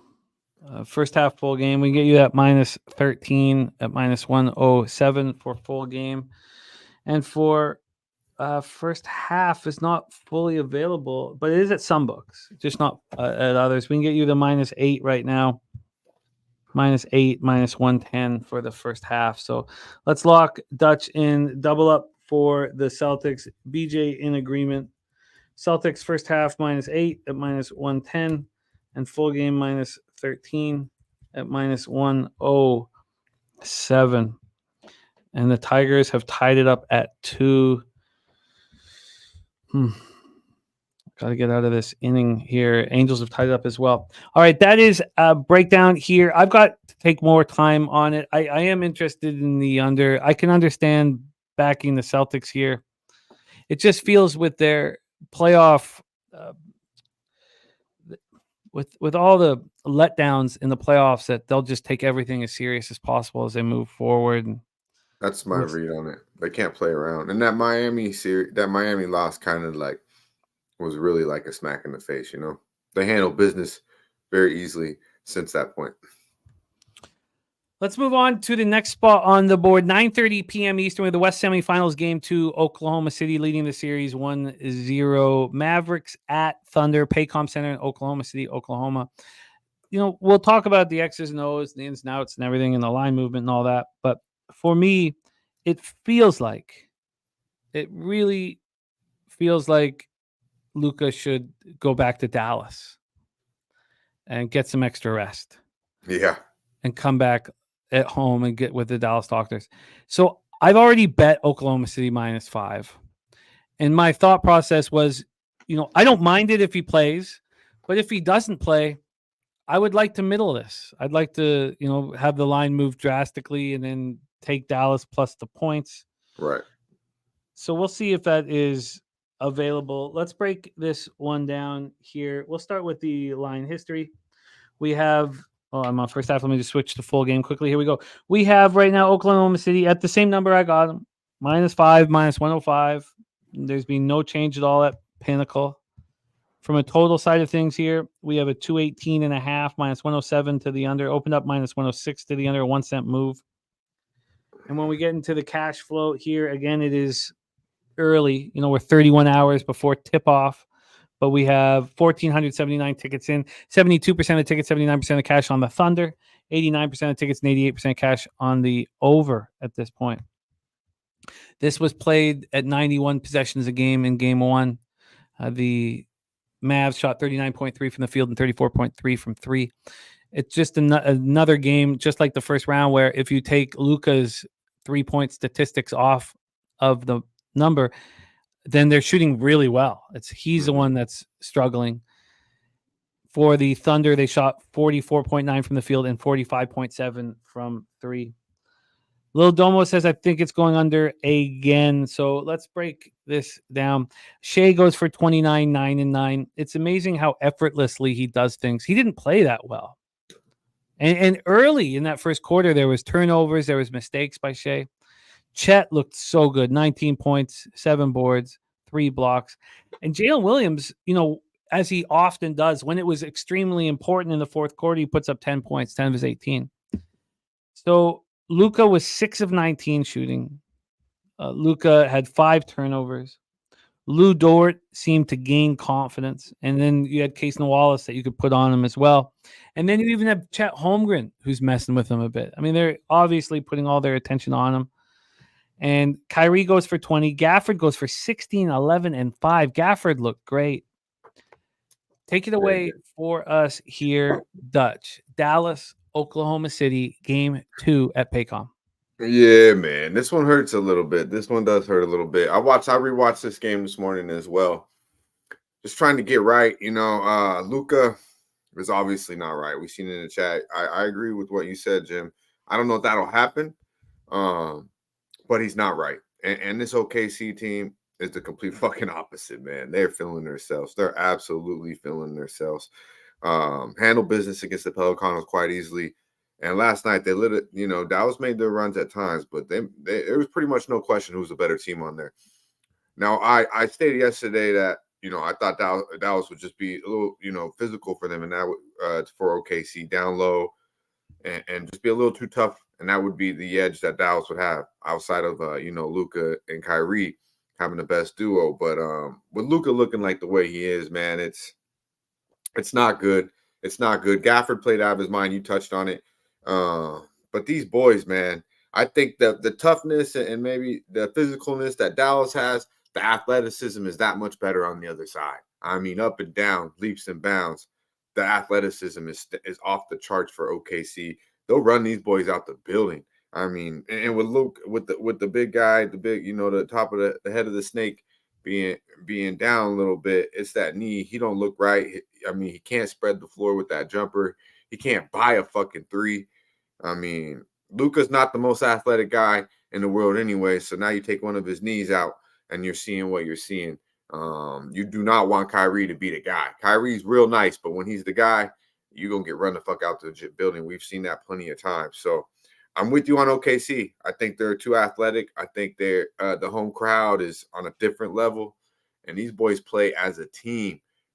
They are so unselfish, and it's led by Shea Alexander, as you said, didn't even have a good game, just makes it look so easy, and then he allows other players to step up at times. It was impressive watching that team. I don't think anything changes in game 2 because I don't think Luka's healthy. So I will have a unit on OKC -5. I'll be right with you, and I'm hoping that they sit Luka and we can make this a series back in Dallas. And I'm going to go for the middle. I know it sounds ridiculous, but we just see it time and time again. You take the star off and the players step up. If Luka's announced out, I'm going to be interested in it. I'm going to be interested in it. BJ saying OKC better in every way, bench included. Yeah, it's disgusting. I mean, they're so much more talented. They got so many more defenders too. It's like, I mean, Lou Dort, but they got other guys too. I mean, this guy Wiggins coming out of the fucking the Wolves just with blocks and shit. Like, I mean, goddamn, impressive. And Dagno looks so he knows what he has. And he's so confident. And he said that in the press conference not sorry, Jim, but when you listen to him when he was talking, how you gonna defend Luka, how you gonna defend Kyrie? He said, well, he named his players. He was like, well, and he just seemed so cool, calm, collected, and that man, like he's not really worried about Luka.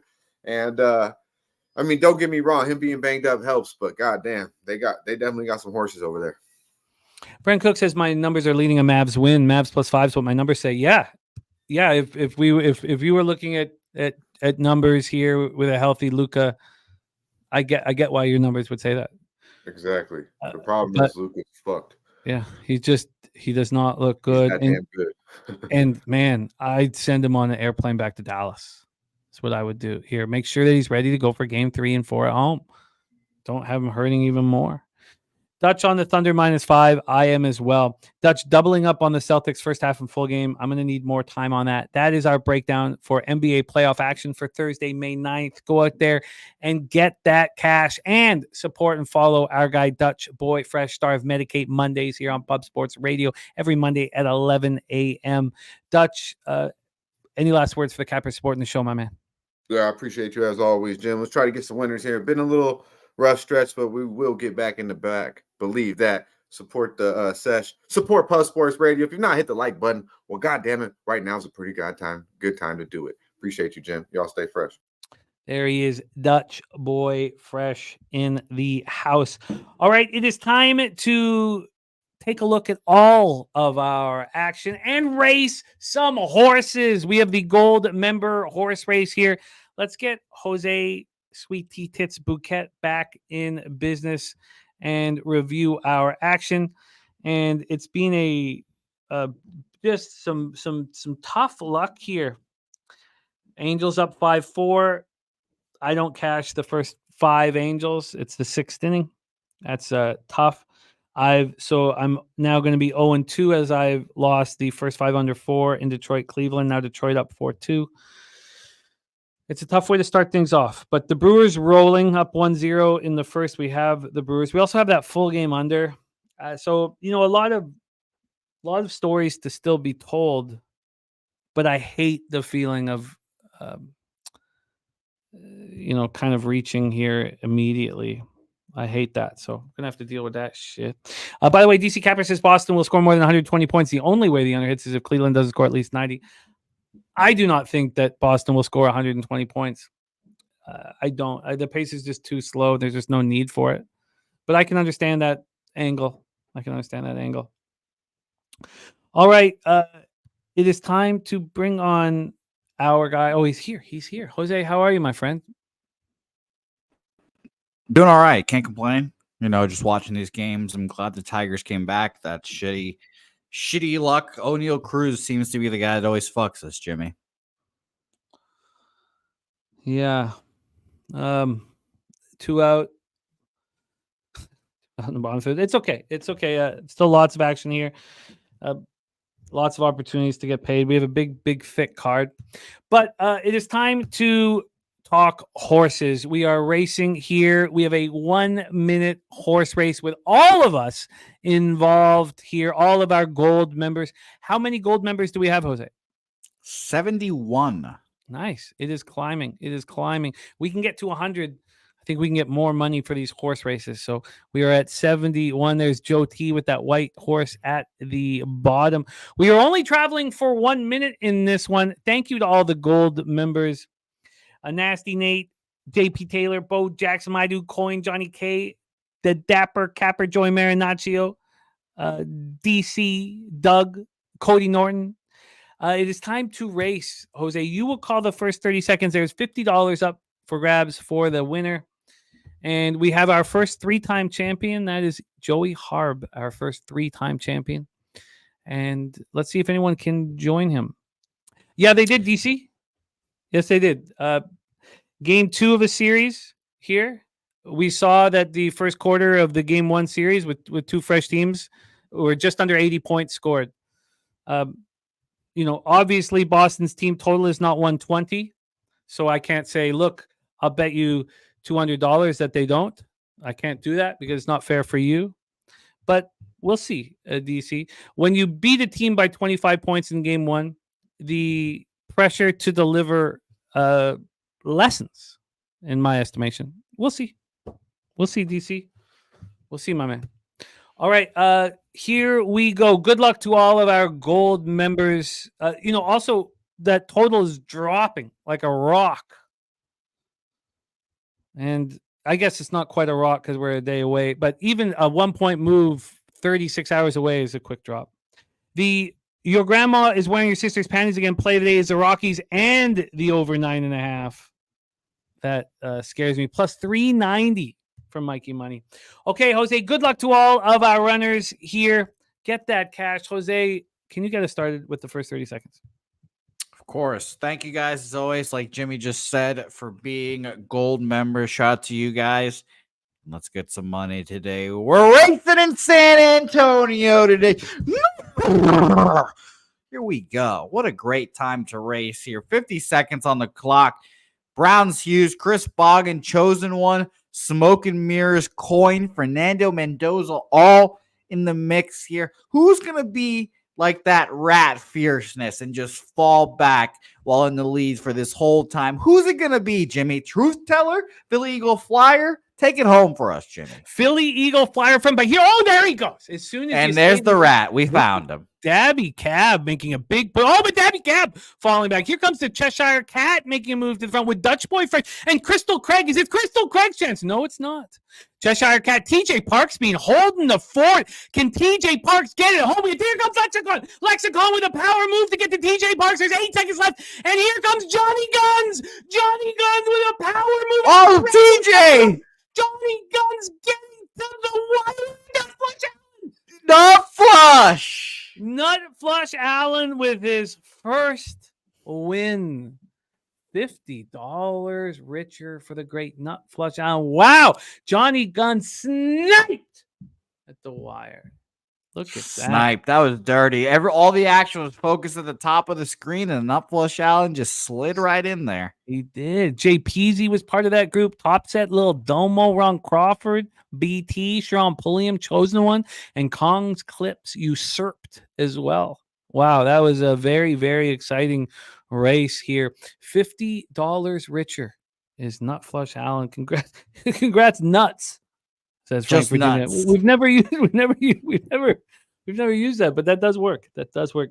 Congratulations Good job, Nuts. to Nut Flush Allen, and we thank all of you guys. Truly thank you guys for being gold members and supporting the channel. Jose, my friend, let's review all action here on the show and additions.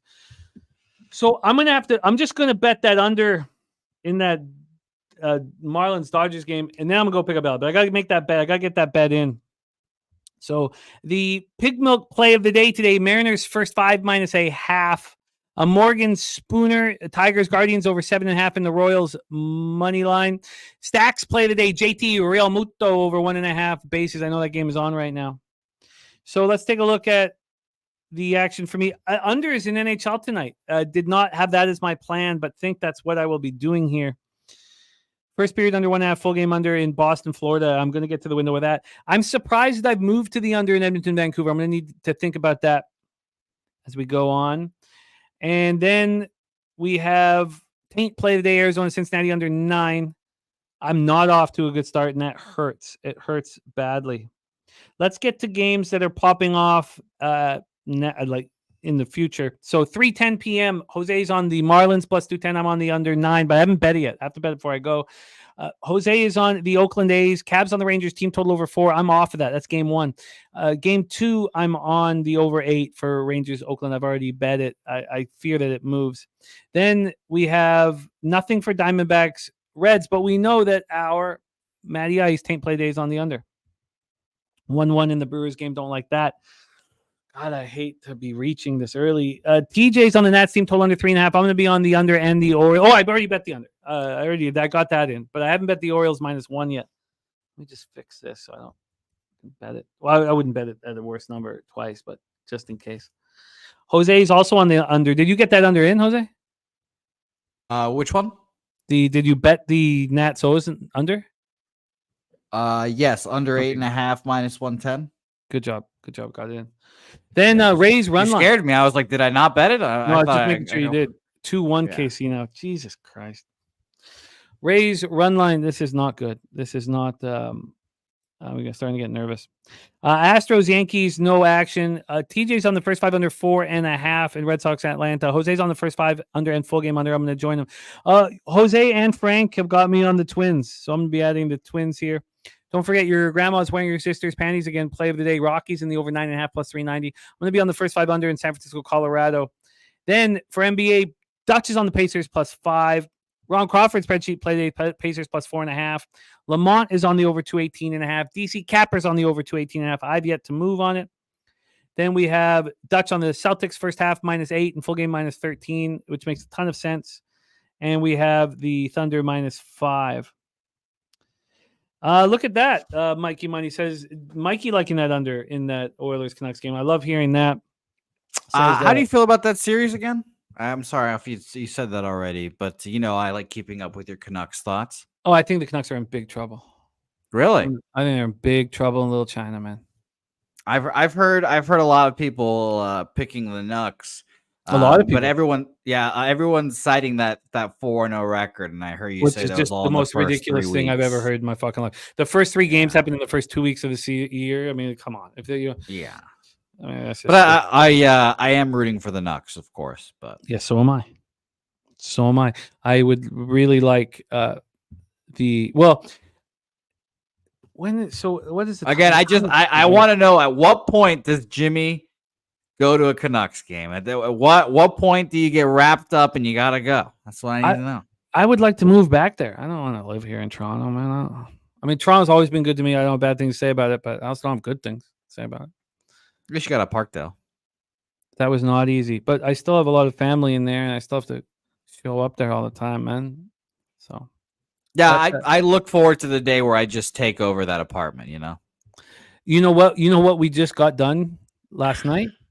Oh boy, we cleaned up the pigeon shit. We got the pigeon cleaners to come in. The pigeon cleaners. It only cost a couple $100. They're putting in a net though. So there'll be no more pigeons in that place from my brother. I'd love to see that.